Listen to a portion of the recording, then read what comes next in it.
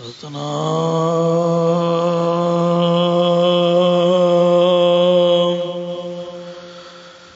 ਸ੍ਰੀ ਵਾਹਿਗੁਰੂ ਜੀ।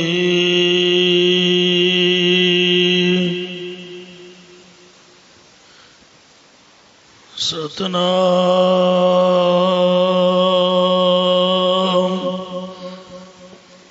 ਸ੍ਰੀ ਵਾਹਿਗੁਰੂ ਜੀ।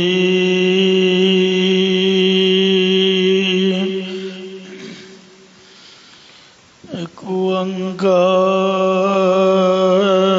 ਸਤਿਨਾਮ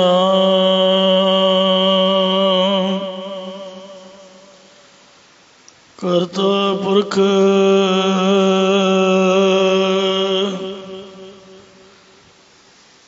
ਨਿਰਭਉ ਨਿਰਵੈਰ ਅਕਾਲ ਮੂਰਤ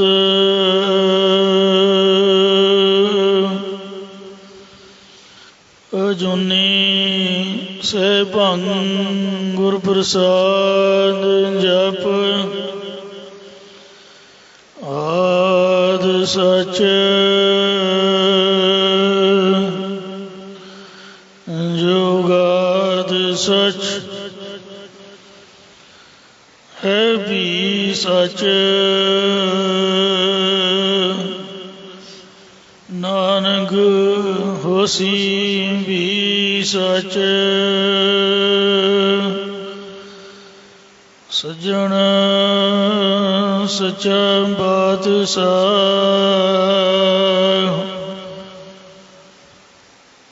ਸਿਰ ਸਾਹਾਂਦੇ ਸਾਹ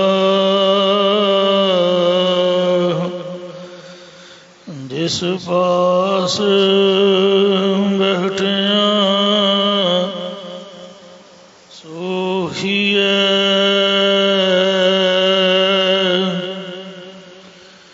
ਸਭਨਾਂ ਦਾ ਵਿਸਾਹ।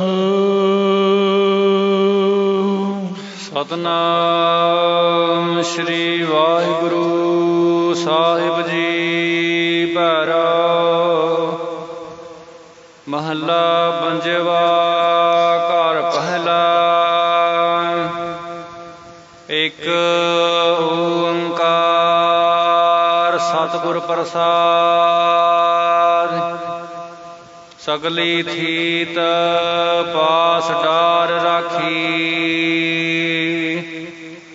ਅਸ਼ਟਮ ਥੀਤ ਗੋਬਿੰਦ ਜਨਮਾਸੀ। ਪਰਮ ਭੁੱਲੇ ਨਾਰ ਕਾਰਤਿਕ ਚਰਾਇਣ। ਜਨਮ ਮਰਨ ਤੇ ਰਹਿਤ ਨਾਰਾਇਣ।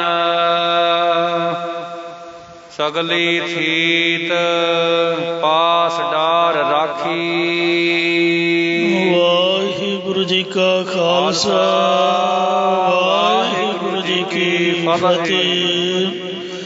ਕੋਟ ਬ੍ਰਹਮੰਡਾਂ ਦੇ ਮਾਲਕ ਜੁਗੋ ਜੁਗੀ ਅਟਲ ਸ਼ਬਦਾ ਅਵਤਾਰ ਦਸਾਂ ਪਾਤਸ਼ਾਹੀਆਂ ਦੀ ਆਤਮਕ ਜੋਤ ਧੰਨ ਧੰਨ ਸਤਿਗੁਰੂ ਸ੍ਰੀ ਗੁਰੂ ਗ੍ਰੰਥ ਸਾਹਿਬ ਸੱਚੇ ਪਾਤਸ਼ਾਹ ਜੀ ਮਹਾਰਾਜ ਜੀ ਦੀ ਪਵਿੱਤਰ ਪਾਵਨ ਹਜ਼ੂਰੀ ਦੇ ਵਿੱਚ ਜੁੜਮਿਲ ਬੈਠੀ ਗੁਰੂ ਰੂਪ ਗੁਰੂ ਖਾਲਸਾ ਸਾਧ ਸੰਗਤ ਜੀਓ। ਆਓ ਬੜੀ ਪਿਆਰੀ ਅਰ ਸਤਿਕਾਰ ਦੇ ਨਾਲ ਅੰਮ੍ਰਿਤ ਬਾਣੀ ਹਰ ਹਰ ਤੇਰੀ ਸੁਣ ਸੁਣ ਹੋਵੇ ਪਰਮਗਤ ਮੇਰੀ। ਜਲਨ ਬੁਝੀ ਸੀਤਲ ਹੋਏ ਮਨੁਆ ਸਤਿਗੁਰ ਕਾ ਦਰਸ਼ਨ ਪਾਈ ਜੀਓ। ਸਤਿਗੁਰਾਂ ਦੀ ਪਵਿੱਤਰ ਅੰਮ੍ਰਿਤ ਬਾਣੀ ਦੀ ਕਥਾ ਵਿਚਾਰ ਵਿਆਖਿਆ ਸੋ ਸਰਵਣ ਕਰਕੇ ਲਾਹ ਪ੍ਰਾਪਤ ਕਰੋ ਜੀ। ਉਚਾਰਨ ਕਰੋ ਸਤਨਾਮ ਸ੍ਰੀ ਵਾਹਿਗੁਰੂ ਜੀ। ਸਤਨਾਮ ਸ਼੍ਰੀ ਵਾਹਿਗੁਰੂ ਸਾਹਿਬ ਜੀ। ਭੈਰਵ ਮਹੱਲਾ ਪੰਜਵਾ। ਰਾਗ ਭੈਰੋਂ ਦੇ ਅੰਦਰ ਪੰਜਵੇਂ ਪਾਤਸ਼ਾਹ ਧੰਨ ਸਤਿਗੁਰੂ ਸ੍ਰੀ ਗੁਰੂ ਅਰਜਨ ਦੇਵ ਸਾਹਿਬ ਜੀ ਮਹਾਰਾਜ। ਘਰ ਪਹਿਲਾ ਪਹਿਲੇ ਸੁਰ ਤਾਲ ਵਿੱਚ ਇਹ ਪਾਵਨ ਸ਼ਬਦ ਉਚਾਰਨ ਕਰਦੇ ਹਨ। ਇੱਕ ਓੰਕਾਰ। ਇੱਕ ਅਦੁੱਤੀ ਬ੍ਰਹਮ ਓੰਕਾਰ ਜੋ ਸਰਬ ਦਾ ਪ੍ਰਕਾਸ਼ਕ ਹੈ। ਸਤਿਗੁਰ ਪ੍ਰਸਾਦ ਜੋ ਸਤਿਗੁਰਾਂ ਦੀ ਕਿਰਪਾ ਦੁਆਰਾ ਪ੍ਰਾਪਤ ਹੁੰਦਾ ਹੈ। ਸਗਲੀ ਥੀਤ ਪਾਸ ਡਾਰ ਰਾਖੀ। ਗੁਰਸਿੱਖਾਂ ਨੇ ਸਤਿਗੁਰਾਂ ਪਾਸ ਪ੍ਰਸ਼ਨ ਕੀਤਾ ਕਿ ਇਹ ਸਤਿਗੁਰੂ ਜੀ, ਬ੍ਰਾਹਮਣ ਲੋਕ ਆਖਦੇ ਨੇ ਕਿ ਕ੍ਰਿਸ਼ਨ ਦੀ ਜਨਮ ਅਸ਼ਟਮੀ ਮਨਾਓ, ਪਰ ਆਪ ਜੀ ਦੀ ਕੀ ਆਗਿਆ ਹੈ? ਤਦੋਂ ਉੱਤਰ ਵਿੱਚ ਬ੍ਰਾਹਮਣਾਂ ਨੂੰ ਸੰਬੋਧਨ ਕਰਕੇ ਸਤਿਗੁਰੂ ਜੀ ਕਥਨ ਕਰਦੇ ਨੇ ਕਿ ਇਹ ਬ੍ਰਾਹਮਣੋ, ਸਗਲੀ ਥੀਤ ਪਾਸ ਡਾਰ ਰਾਖੀ। ਤੁਸੀਂ ਬਾਕੀ ਸਾਰੀਆਂ ਥਿਤਾਂ ਦਾ ਇੱਕ ਪਾਸੇ ਸੁੱਟ ਕੇ ਰੱਖ ਦਿੱਤੀਆਂ ਹਨ। ਅਸ਼ਟਮ ਥੀਤ ਗੋਵਿੰਦ ਜਨਮਾਸੀ। ਅਤੇ ਭਾਦਰੋਂ ਵਦੀ ਦੀ 8ਵੀਂ ਥਿਤ ਤਾਰੀਖ ਨੂੰ ਕਹਿੰਦੇ ਹੋ ਕਿ ਇਸ ਦਿਨ ਗੋਬਿੰਦ ਕ੍ਰਿਸ਼ਨ ਜੰਮਿਆ ਸੀ। ਉਹ ਜੰਮਿਆਂ ਦਾ ਕ੍ਰਿਸ਼ਨ ਦੇ ਰਾਧੇ ਰਾਧੇ ਕਰੀ ਜਾਂਦੇ ਨੇ, ਹੋਰ ਕੋਈ ਗੱਲ ਨਹੀਂ ਸਿਵਾਏ ਰਾਧੇ ਤੋਂ। ਬੰਦਾ ਰੱਬ ਦਾ ਨਾਮ ਜਪੇ, ਕੋਈ ਕੀਰਤਨ ਕਰੇ, ਰਾਧੇ ਰਾਧੇ ਕੀ ਹੋਇਆ? ਬਸ ਇੱਕੋ ਹੀ ਗੱਲ ਸੋ ਕਿ 8ਵੀਂ ਥਿਤ ਨੂੰ ਹੀ ਰੱਬ ਪੈਦਾ ਹੋਇਆ ਸੀਗਾ। ਭਾਵੇਂ ਜਿਹੜੀ ਧਾਰਨਾ ਲੋਕਾਂ ਦੀ ਇਹ ਗਲਤ ਹੈ। ਭਰਮ ਭੁੱਲੇ ਨਰ ਕਾਰਤਕ ਚਰਾਇਣ। ਭਰਮ ਦੇ ਵਿੱਚ ਭੁੱਲੇ ਹੋਏ ਜੋ ਨਰ ਪੁਰਖ ਨੇ ਉਹ ਕੱਚਪੁਣਾ ਹੀ ਕਰਦੇ, ਕੱਚ ਬਲਾਚੀ ਮਾਰਦੇ ਨੇ। ਭਾਵ ਪਾਂਡੇ ਲੋਕ ਇੱਕ ਖੀਰੇ ਦੇ ਵਿੱਚ ਛੋਟੀ ਜਿਹੀ ਗਲੀ ਬਣਾ ਕੇ ਉਸ ਅੰਦਰ ਗੰਡਕਾ ਨਦੀ ਦੇ ਛੋਟੇ ਜਿਹੇ ਪੱਥਰ ਦੇ ਟੁਕੜੇ ਨੂੰ ਰਾਤ ਵੇਲੇ ਰੱਖ ਦਿੰਦੇ ਨੇ ਤੇ ਅਸ਼ਟਮੀ ਵਾਲੇ ਦਿਨ ਸਵੇਰੇ ਪੰਡ ਆ ਕੇ ਉਸ ਖੀਰੇ ਵਿੱਚੋਂ ਪੱਥਰ ਕੱਢ ਕੇ ਸਾਰਿਆਂ ਨੂੰ ਕਹਿੰਦਾ ਕਿ ਭਗਵਾਨ ਜੀ ਨੇ ਜਨਮ ਲੈ ਲਿਆ ਹੈ। ਅਰਥਾਤ ਖੀਰੇ ਦੀ ਜਸ਼ੋਦਾ ਬਣਾ ਕੇ ਉਸ ਦੇ ਪੇਟ ਤੋਂ ਠਾਕੁਰ ਨੂੰ ਜਨਮਾਉਂਦੇ ਨੇ। ਉਹ ਸਾਰਾ ਕੱਚਪੁਣਾ ਹੀ ਹੈ, ਕੋਈ ਬੰਦਿਆਂ ਵਾਲਾ ਚੱਜ ਦਾ ਕੰਮ ਥੋੜ੍ਹਾ, ਨਿਆਣਿਆਂ ਵਾਲਾ ਕੰਮ ਹੈ। ਜਨਮ ਮਰਨ ਤੇ ਰਹਿਤ ਨਾਰਾਇਣ। ਪਰ ਉਹ ਜੋ ਨਾਰਾਇਣ ਪਰਮਾਤਮਾ ਹੈ ਉਹ ਜੰਮਣ ਦੇ ਮਰਨ ਤੋਂ ਰਹਿਤ ਹੈ। ਸੋ ਮੁਖ ਜਲੋ ਜਿਤ ਕਹ ਹੈ ਠਾਕੁਰ ਜੋਨੀ। ਉਹ ਮੁਖ ਕਹਿੰਦੇ ਸੜ ਜਾਵੇ ਜਿਹੜਾ ਠਾਕੁਰ ਨੂੰ ਜੁਨੀਆਂ ਦੇ ਵਿੱਚ ਆਇਆ ਹੋਇਆ ਕਹਿੰਦਾ ਹੈ। ਵਿਸ਼ਰਾਮ ਦੇ ਕੇ ਫੁਰਮਾਨ ਕਰਦੇ ਨੇ। ਕਰ ਪੰਜੀਰ ਖਵਾਇਓ ਚੋਰ। ਫਿਰ ਕਿਸੇ ਇਸਤਰੀ ਨੂੰ ਜਸ਼ੋਦਾ ਬਣਾ ਕੇ ਪੰਜੀਰੀ ਕੁੱਟ ਕੇ ਉਸ ਨੂੰ ਚੋਰੀ ਖਵਾਉਣਾ ਕਰ ਦਿਓ। ਪੰਜੀਰੀ ਘਿਓ ਦੇ ਵਿੱਚ ਆਟਾ ਭੁੰਨ ਕੇ ਖੰਡ ਅਤੇ ਜੀਰਾ ਮਿਲਾ ਕੇ ਬਣਾਇਆ ਇੱਕ ਖਾਣ ਵਾਲਾ ਪਦਾਰਥ ਹੈ। ਜੀਰਾ ਤਾਂ ਵੈਸੇ ਮੈਂ ਪਹਿਲਾਂ ਕਦੇ ਸੁਣਿਆ ਨਹੀਂ, ਨਾ ਆਪਾਂ ਕਦੀ ਮਿਲਾਇਆ। ਪੰਜੀਰੀ ਵਿੱਚ ਕਹਿੰਦੇ ਧਨੀਆ ਸੁੰਡ ਆਦਿ ਵੀ ਮਿਲਾਏ ਜਾਂਦੇ ਨੇ, ਧਨੀਆ ਵੀ ਨਹੀਂ ਆਪਾਂ ਕਦੀ ਮਿਲਾਇਆ, ਨਾ ਜੀਰਾ ਮਿਲਾਇਆ। ਸੁੰਡ ਜ਼ਰੂਰ ਮਿਲਾਈ ਜਾਂਦੀ ਹੈ, ਵਿੱਚ ਗੁੜ ਮਿਲਾ ਕੇ ਤੇ ਬਣਾਉਂਦੇ ਹਨ। ਹੋਰ ਬੜੀਆਂ ਚੀਜ਼ਾਂ ਪਾਈਆਂ ਜਾਂਦੀਆਂ ਨੇ। ਬਹੁਤ ਲੋਕ ਅਨੇਕ ਮੇਵੇ ਵੀ ਪਾਉਂਦੇ ਨੇ। ਪੁਰਾਣਾ ਸੰਸਕ੍ਰਿਤ ਨਾਮ ਪੰਚਜੀਰਕ ਹੈ। ਪੰਜੀਰ ਜੀਰੇ ਤੋਂ ਪੰਜੀਰ, ਪੰਚ ਜੀਰ ਜੀਰਾ ਸੌਂਫ ਆਦਿਕ 5 ਪਦਾਰਥ ਮਿਲਾਏ ਜਾਂਦੇ ਹਨ। ਉਹਨੂੰ ਪੰਜੀਰੀ ਕਹਿੰਦੇ ਹਨ। ਜੇ ਤਾਂ ਵਿੱਚ ਪਾਣੀ ਪਾ ਦਿਓ ਫਿਰ ਤਾਂ ਬਣ ਗਿਆ ਕੜਾਹ ਪ੍ਰਸ਼ਾਦ, ਜਾਂ ਵੈਸੇ ਹੀ ਕੜਾਹ। ਤੇ ਜੇ ਸੁੱਕੀ ਬਣਾ ਲਓ ਫਿਰ ਉਹ ਜਿੰਨੇ ਦਿਨ ਮਰਜ਼ੀ ਰੱਖ ਕੇ ਖਾਈ ਜਾਓ ਪੰਜੀਰੀ। ਇਉਂ ਤੁਸੀਂ ਉਹ ਪੰਜੀਰੀ ਕੁੱਟ ਕੇ ਤੇ ਉਸ ਕ੍ਰਿਸ਼ਨ ਜੰਮੇ ਹੋਏ ਨੂੰ ਚੋਰੀ ਚੋਰੀ ਖਮਾਉਂਦੇ ਉਹ ਜਨਮ ਨ ਮਰੈ ਰੇ ਸਾਗਤ ਢੋਰ। ਇਹ ਕਠੋਰ ਚਿੱਤ ਵਾਲੇ ਪਸ਼ੂਆਂ ਦੀ ਤਰ੍ਹਾਂ ਸੁਭਾਅ ਵਾਲੇ ਮਨੁੱਖ ਉਹ ਪਰਮਾਤਮਾ ਨਾ ਹੀ ਜੰਮਦਾ ਹੈ ਅਤੇ ਨਾ ਹੀ ਮਰਦਾ ਹੈ। ਸਗਲ ਅਪਰਾਧ ਦੇਹ ਲੋਰੋਨੀ। ਫਿਰ ਜਿਹੜੇ ਲੋਕ ਉਸ ਠਾਕੁਰ ਨੂੰ ਹੱਥਾਂ ਵਿੱਚ ਲੈ ਕੇ ਲੋਰੀਆਂ ਦਿੰਦੇ ਨੇ ਉਹਨਾਂ ਨੇ ਮੰਨੋ ਸਾਰੇ ਗੁਨਾਹ ਹੀ ਕਰ ਲਏ ਹਨ। ਰੱਬ ਨੂੰ ਖਿਡਾਈ ਦਾ ਥੋੜ੍ਹਾ ਉਹ ਕੋਈ ਖਿਡਾਉਣਾ ਥੋੜ੍ਹਾ ਜਾਂ ਬੱਚਾ ਥੋੜ੍ਹਾ। ਰੱਬ ਦੇ ਅੱਗੇ ਤੇ ਅਰਦਾਸ ਕਰਕੇ ਹੱਥ ਜੋੜੀ ਦੇ ਨੇ। ਸੋ ਮੁਖ ਜਲੋ ਜਿਤ ਕਹਾਏ ਠਾਕੁਰ ਜੋਨੀ। ਉਹ ਮੂੰਹ ਹੀ ਸੜ ਜਾਵੇ ਜਿਸ ਮੂੰਹ ਨਾਲ ਕੋਈ ਇਹ ਕਹਿੰਦਾ ਕਿ ਮਾਲਕ ਪਰਮਾਤਮਾ ਜੂਨਾਂ ਵਿੱਚ ਆਉਂਦਾ ਹੈ। ਉਹਦਾ ਤਾਂ ਨਾ ਤਤ ਹੈ ਨਾ ਮਤ ਹੈ, ਕੋਈ ਪਿਓ ਨਹੀਂ ਕੋਈ ਮਾਂ ਨਹੀਂ, ਨਾ ਜਾਤ ਹੈ ਨਾ ਪਤ ਹੈ, ਨਾ ਕੋਈ ਜਾਤ ਹੈ ਨਾ ਕੋਈ ਪਾਤ ਹੈ। ਜਿਹੜਾ ਕ੍ਰਿਸ਼ਨ ਹੈ ਉਹ ਤਾਂ ਵਿਸ਼ਨੂੰ ਦਾ ਅਵਤਾਰ ਹੈ ਤੇ ਵਿਸ਼ਨੂੰ ਇੱਕ ਦੇਵਤਾ ਹੈ। ਉਹ ਜਿਹੜਾ ਦੇਵਤਾ ਹੈ ਰੱਬ ਦਾ ਇੱਕ ਕਰਿੰਦਾ ਹੈ। ਪਾਤਸ਼ਾਹ ਦਾ ਬਚਨ ਹੈ ਏਕਾ ਮਾਈ। ਮਾਇਆ ਤੋਂ ਜੰਮੇ ਨੇ ਤਿੰਨ ਚੇਲੇ ਪ੍ਰਮਾਣ ਸ਼ਿਵ ਜੀ ਵਿਸ਼ਨੂੰ ਤੇ ਬ੍ਰਹਮਾ। ਇੱਕ ਸੰਸਾਰੀ ਇੱਕ ਭੰਡਾਰੀ ਇੱਕ ਲਾਈ ਦੀ ਮਾਣ। ਇੰਜ ਸੋ ਕੋਟ ਬਿਸ਼ਨ ਕੀਨੇ ਅਵਤਾਰ। ਇੱਕ ਵਿਸ਼ਨੂੰ ਨਹੀਂ, ਵਿਸ਼ਨੂੰ ਕੁਰਸੀ ਦਾ ਨਾਮ ਹੈ। ਜਿਸ ਤਰ੍ਹਾਂ ਮੁੱਖ ਮੰਤਰੀ ਦੀ ਹੁੰਦੀ ਕੁਰਸੀ, ਜਿਹੜਾ ਬਹਿ ਜਾਏ ਮੁੱਖ ਮੰਤਰੀ। ਰਾਸ਼ਟਰਪਤੀ ਦੀ ਕੁਰਸੀ ਹੈ। ਸਾਡੇ ਦੇਸ਼ ਦੀ ਰਾਸ਼ਟਰਪਤੀ ਦੀ ਕੁਰਸੀ ਤੇ ਭਾਵੇਂ ਜੰਮ ਦਾ ਬੱਚਾ ਬਿਠਾ ਦਿਓ, ਉਹਦਾ ਕੰਮ ਕੋਈ ਨਹੀਂ, ਨਾ ਕੋਈ ਉਹਦੀ ਗੱਲ ਮੰਨਦਾ। ਗਿਆਨੀ ਜੈਲਸੋ ਨੂੰ ਵੀ ਕੰਨੋਂ ਫੜ ਕੇ ਇੰਦਰਾ ਗਾਂਧੀ ਨੇ ਕਿਹਾ ਸੀ ਪੁੱਤ ਸਹਿਣ ਕਰ। ਜੇ ਸਰਦਾਰ ਸਿੱਖ ਹੁੰਦਾ ਤੇ ਆਖਦਾ ਬੀਬੀ ਤੂੰ ਕੌਣ ਹੈ ਦਰਬਾਰ ਸਾਹਿਬ ਢਾਉਣ ਵਾਲੀ, ਪਰਾਂ ਹੋ ਕੇ ਗੱਲ ਕਰ, ਮੈਂ ਰਾਸ਼ਟਰਪਤੀ ਹਾਂ, ਤੂੰ ਮੇਰੇ ਤੋਂ ਛੋਟੀ ਹੈ। ਬੰਦਾ ਜਨਾਨੀ ਦੀ ਗੱਲ ਮੰਨੇ ਕਿ ਜਨਾਨੀ ਬੰਦੇ ਦੀ ਗੱਲ ਮੰਨੇ, ਦੱਸੋ? ਫਿਰ ਉਹ ਵੀ ਗਲਤ ਗੱਲ। ਪਰ ਤਾੜੀ ਨਹੀਂ ਸੀ, ਪਾਵਰੀ ਕੋਈ ਨਹੀਂ ਸਾਡੇ ਰਾਸ਼ਟਰਪਤੀ ਦੀ। ਜੋ ਮਰਜੀ ਜਿਹੜਾ ਮਰਜੀ ਭਾਵੇਂ ਮੂਰਖ ਬੰਦਾ ਬੁੱਧੂ ਕਮਲਾ ਬਿਠਾ ਦਿਓ, ਕੰਮ ਥੋੜੋ ਕਰਨਾ। ਕੰਮ ਕਰਨਾ ਪ੍ਰਧਾਨ ਮੰਤਰੀ ਦੀ ਕੁਰਸੀ ਨੇ। ਅਮਰੀਕਾ ਦਾ ਜਿਹੜਾ ਰਾਸ਼ਟਰਪਤੀ ਹੈ ਉਹੀ ਸਭ ਕੁਛ ਹੈ, ਉੱਥੇ ਪਾਵਰ ਹੈ। ਮਤਲਬ ਕੁਰਸੀ ਦਾ ਨਾਮ ਵਿਸ਼ਨੂੰ ਤੇ ਬ੍ਰਹਮਾ ਹੈ। ਜਿਹੜਾ ਭਗਤੀ ਕਰਕੇ ਪੂਰਨ ਭਗਤ ਨੂੰ ਅਪੜ ਜਾਂਦਾ ਉਹ ਉਸ ਕੁਰਸੀ ਤੇ ਬੈਠਦਾ ਹੈ। ਮਾਰੇ ਕਹਿੰਦੇ ਇੱਕ ਵਿਸ਼ਨੂੰ ਨਹੀਂ ਗਾ, ਕੋਟ ਬਿਸ਼ਨ ਕੀਨੇ ਅਵਤਾਰ। ਕਰੋੜਾਂ ਹੀ ਵਿਸ਼ਨੂੰ ਦੇ ਅਵਤਾਰ ਹੋਏ ਨੇ।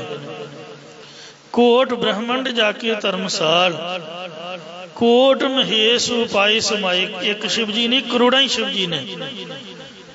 ਕੋਟ ਬ੍ਰਹਮੇ ਜਗ ਸਾਜਨ ਲਾਏ। ਇੱਕ ਬ੍ਰਹਮਾ ਨਹੀਂ, ਜਗਤ ਨੂੰ ਪੈਦਾ ਕਰਨ ਲਈ ਕਰੋੜਾਂ ਹੀ ਬ੍ਰਹਮਾ ਮਹਾਰਾਜ ਨੇ ਲਾਏ ਹੋਏ ਨੇ। ਇਸ ਲਈ ਜਿਹਨੂੰ ਤੁਸੀਂ ਰੱਬ ਕਹਿੰਦੇ ਹੋ ਰੱਬ ਨਹੀਂ ਹੈ, ਉਹ ਤਾਂ ਵਿਸ਼ਨੂੰ ਦਾ ਅਵਤਾਰ ਹੈ। ਜਿਹੜਾ ਰੱਬ ਨੂੰ ਕਹਿੰਦਾ ਕਿ ਉਹ ਜੂਨਾਂ ਵਿੱਚ ਆਉਂਦਾ ਹੈ ਉਹ ਮੁੱਖ ਸੜ ਜਾਵੇ।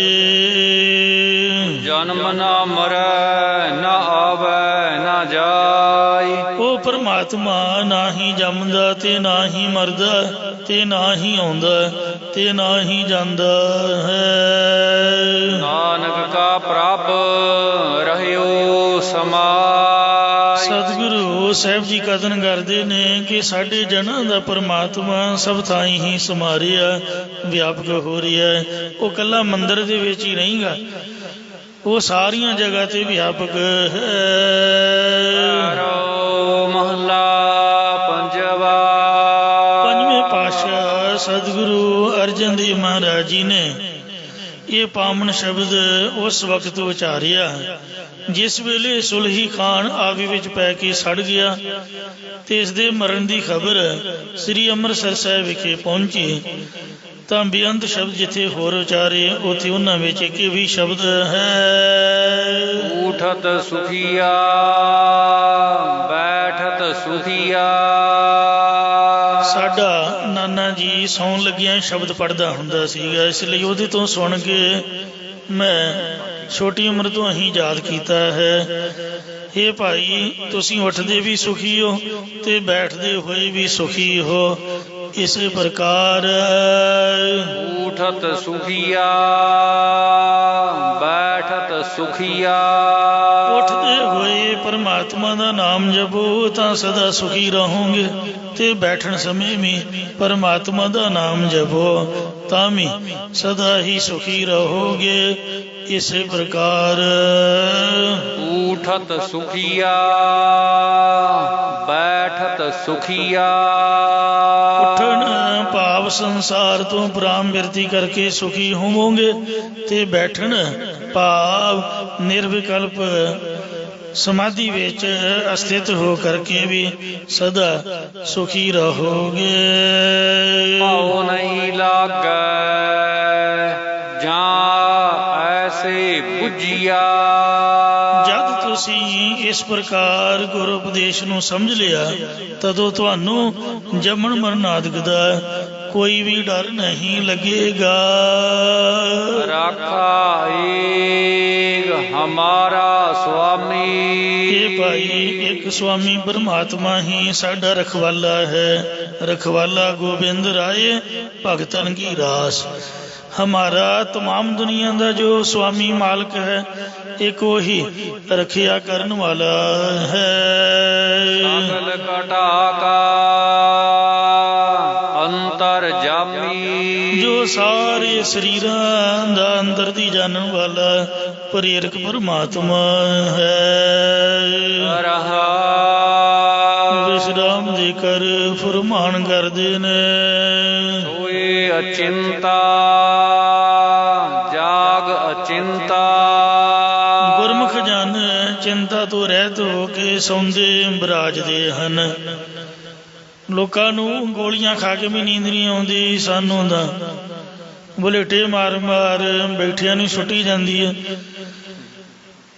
क्योंकि फिक्र कोई नहीं।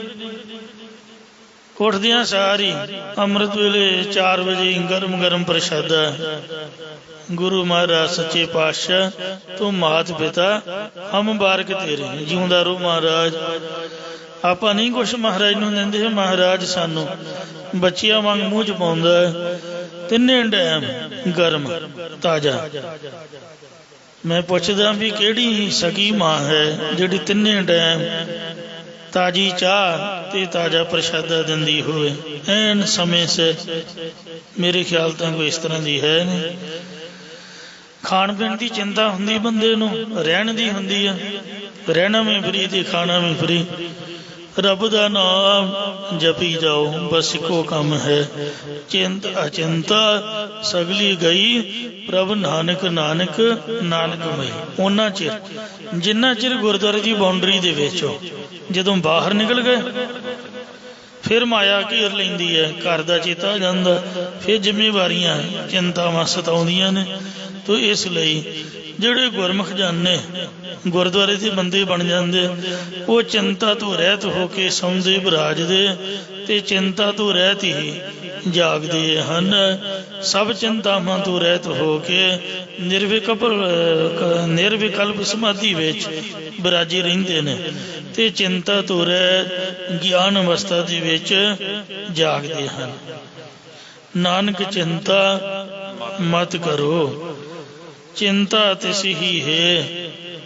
जल में है जंत उपायन तिना बेरोजी दे विच उपाय सायरा तिना बेसार करे।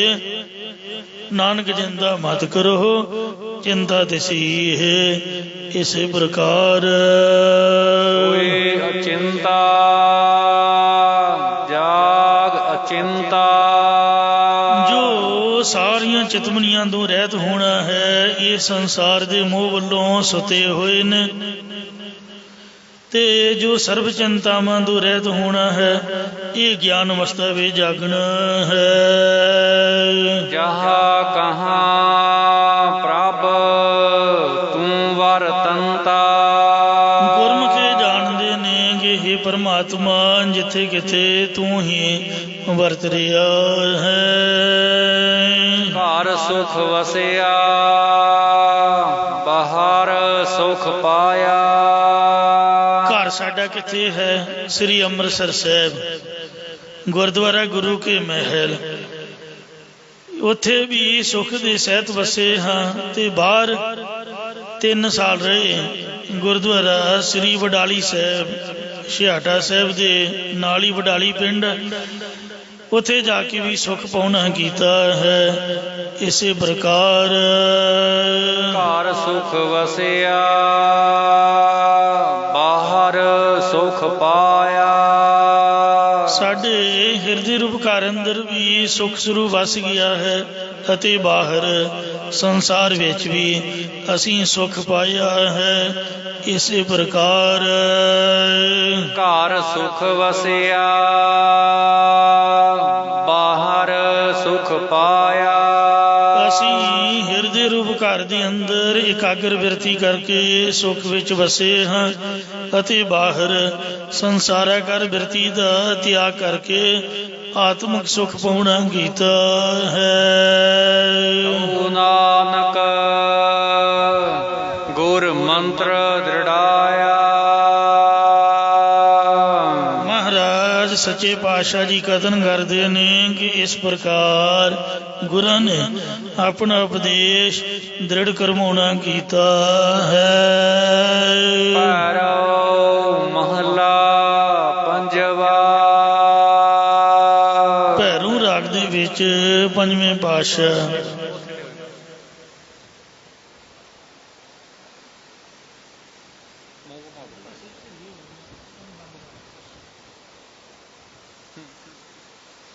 ਭੈਰੋ ਮਹਲਾ ਪੰਜਵਾ। ਭੈਰੂ ਰਾਗ ਦੇ ਵਿੱਚ ਸਤਿਗੁਰੂ ਪੰਜਵੇਂ ਪਾਤਸ਼ਾਹ ਸ੍ਰੀ ਗੁਰੂ ਅਰਜਨ ਦੇਵ ਸਾਹਿਬ ਜੀ ਇਹ ਪਾਵਨ ਸ਼ਬਦ ਉਚਾਰਨ ਕਰ ਰਹੇ ਨੇ। ਇੱਕ ਵਾਰ ਸਤਿਗੁਰਾਂ ਦੇ ਪਾਸ ਕੁਝ ਬ੍ਰਾਹਮਣ ਤੇ ਕੁਝ ਕਾਜੀ ਮੁੱਲਾ ਆਏ। ਬ੍ਰਾਹਮਣਾਂ ਨੇ ਕਿਹਾ ਕਿ ਤੁਸੀਂ ਇਕਾਦਸ਼ੀਆਂ ਦੇ ਵਰਤ ਆਦਿਕ ਰੱਖਿਆ ਕਰੋ। ਕਾਜੀ ਮੁੱਲਾ ਕਹਿਣ ਲੱਗੇ ਤੁਸੀਂ 30 ਰੋਜ਼ੇ ਰੱਖਿਆ ਕਰੋ। ਤਦੋਂ ਉੱਤਰ ਵਿੱਚ ਸਤਿਗੁਰਾਂ ਨੇ ਪਾਵਨ ਸ਼ਬਦ ਉਚਾਰਿਆ। ਇਸ ਸ਼ਬਦ ਦੇ ਅਖੀਰ ਵਿੱਚ ਨਾਨਕ ਪਦ ਦੀ ਥਾਂ ਤੇ ਭਗਤ ਕਬੀਰ ਸਾਹਿਬ ਜੀ ਦਾ ਨਾਮ ਆਉਂਦਾ ਹੈ, ਜਿਸ ਕਰਕੇ ਸੰਪਰਦਾ ਵਿੱਚ ਇਹ ਮੰਨਿਆ ਜਾਂਦਾ ਹੈ ਕਿ ਸਤਿਗੁਰਾਂ ਨੇ ਭਗਤ ਕਬੀਰ ਜੀ ਨੂੰ ਸਿਰੋਂ ਪਾਉ ਬਖਸ਼ਿਸ਼ ਕੀਤਾ ਹੈ। ਆ ਵੀ ਬੰਦ ਕਰ। ਦੂਸਰਾ ਇਹ ਕਿ ਇਸੇ ਭੈਰੋਂ ਰਾਗ ਦੀ ਭਗਤ ਬਾਣੀ ਵਿੱਚ ਭਗਤ ਕਬੀਰ ਸਾਹਿਬ ਜੀ ਦਾ ਜੋ 7ਵਾਂ ਸ਼ਬਦ ਆ ਰਿਹਾ, ਉਸ ਵਿੱਚ ਵੀ ਭਗਤ ਸਾਹਿਬਾਨ ਜੀ ਦਾ ਪੰਡਤ ਅਤੇ ਮੁੱਲਾਂ ਨਾਲ ਸੰਵਾਦ ਹੈ। ਜੈਸਾ ਕਿ ਹਮਰਾ ਝਗੜਾ ਰਾਹਾ ਨਾ ਕੋ, ਪੰਡਤ ਮੁੱਲਾ ਛਾਡੇ ਤੋਂ ਰਹਾਓ। ਇਸ ਸ਼ਬਦ ਅੰਦਰ ਭਗਤ ਜੀ ਨੇ ਪੂਰਾ ਖੋਲ ਕੇ ਨਹੀਂ ਦੱਸਿਆ ਕਿ ਪੰਡਤਾਂ ਤੇ ਮੁੱਲਾਂ ਨੇ ਕੀ ਕਿਹਾ ਸੀ। ਉਸੇ ਗੋਹਜ ਭੇਦ ਨੂੰ ਸਤਿਗੁਰੂ ਜੀ ਤੇ ਖੋਲ ਕੇ ਭਗਤ ਕਬੀਰ ਜੀ ਨੂੰ ਹੀ ਸਿਰੋਂ ਪਾਉ ਬਖਸ਼ ਦਿੰਦੇ ਨੇ।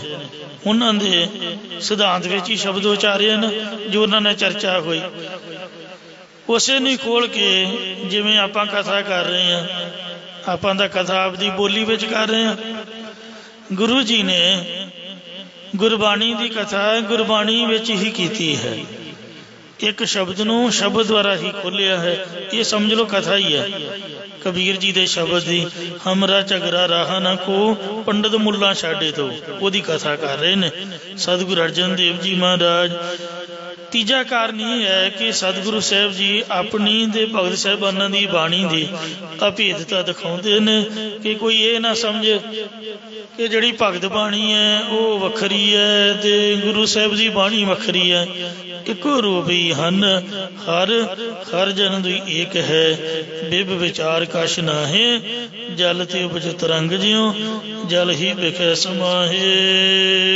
ਵਰਤ ਨਾ ਰਹਾਉ ਨਾ ਮਹਿ ਰਮਦਾਨਾ। ਹੇ ਭਾਈ, ਅਸੀਂ ਇਕਾਦਸ਼ੀਆਂ ਦੁਆਦਸ਼ੀਆਂ ਆਦਿਕਾਂ ਦੇ ਵਰਤਾਂ ਵਿੱਚ ਨਹੀਂ ਰਹਿੰਦੇ ਹਾਂ ਤੇ ਨਾ ਹੀ ਮੁਸਲਮਾਨਾਂ ਵਾਂਗ ਰਮਜ਼ਾਨ ਰੋਜ਼ਿਆਂ ਦੇ ਮਹੀਨੇ ਨੂੰ ਮੰਨਦੇ ਹਾਂ। ਇਸ ਸੇਵੀ ਜੋ ਰਖੈ ਨਿਦਾਨਾ। ਅਸੀਂ ਦਾਨ ਤੇ ਇਸ ਪ੍ਰਮਾਤਮਾ ਨੂੰ ਸੇਵਨਾ ਕਰਦੇ ਹਾਂ ਜਿਹੜਾ ਅੰਤ ਵੇਲੇ ਸਾਨੂੰ ਰੱਖ ਲਵੇਗਾ, ਜਾਂ ਮੂਰਖਤਾਈ ਵੱਲੋਂ ਰੱਖਣਾ ਕਰਦਾ, ਜਾਂ ਆਪਣੇ ਬਾਲਕ ਜਾਣ ਕੇ ਰੱਖ ਲਵੇਗਾ। ਏਕ ਗੁਸਾਈ ਅੱਲਹੁ ਮੇਰਾ। ਮਾਲਕ ਪ੍ਰਭੂ ਤੇ ਅੱਲੋ ਖੁਦਾ ਮੇਰਾ ਇੱਕ ਵਾਹਿਗੁਰੂ ਹੀ ਹੈ। ਅੱਲਾ ਮੁਸਲਮਾਨਾਂ ਦਾ ਤੇ ਗੁਸਾਈ ਹਿੰਦੂਆਂ ਦਾ, ਮੇਰਾ ਇੱਕੋ ਪਰਮਾਤਮਾ ਹੀ ਹੈ। ਹਿੰਦੂ ਤੁਰਕ ਦੋਹਾਂ ਨਬੀ ਨਿਬੇਰਾ। ਜੋ ਵਾਹਿਗੁਰੂ ਹਿੰਦੂ ਤੇ ਤੁਰਕ ਮੁਸਲਮਾਨਾਂ ਦੋਵਾਂ ਦਾ ਹੀ ਨਬੇੜਾ ਨਿਆਂ ਕਰਨ ਵਾਲਾ ਹੈ। ਰਹਾ ਵਿਸ਼ਰਾਮ ਦੇ ਕੇ ਫੁਰਮਾਨ ਕਰਦੇ ਹਨ। ਅੱਜ ਕਾਬਾ ਜਾਓ ਨਾ ਤੀਰਥ ਪੂਜਾ। ਇਹ ਭਾਈ ਅਸੀਂ ਨਾ ਹੀ ਕਾਬੇ ਮੁਸਲਮਾਨਾਂ ਦੇ ਧਰਮ ਮੰਦਰ ਦੀ ਹਜ ਯਾਤਰਾ ਕਰਨ ਲਈ ਜਾਂਦੇ ਹਾਂ, ਅਤੇ ਨਾ ਹੀ ਹਿੰਦੂਆਂ ਦੇ ਤੀਰਥਾਂ ਪਰ ਜਾ ਕੇ ਪੂਜਾ ਕਰਦੇ ਹਾਂ। ਇਸੇ ਪ੍ਰਕਾਰ ਅੱਜ ਕਾਬਾ ਜਾਓ ਨਾ ਤੀਰਥ ਪੂਜਾ। ਇਹ ਭਾਈ ਅਸੀਂ ਨਾ ਹੀ ਸਿੱਖ ਸੰਗਤਾਂ ਨੂੰ ਹਜ ਕਰਨ ਦਾ ਉਪਦੇਸ਼ ਦਿੰਦੇ ਹਾਂ, ਅਤੇ ਨਾ ਹੀ ਤੀਰਥਾਂ ਦੀ ਪੂਜਾ ਕਰਨ ਦੀ ਆਗਿਆ ਦਿੰਦੇ ਹਾਂ। ਏਕੋ ਸੇਵੀ ਅਵਰ ਨਾ ਦੂਜਾ।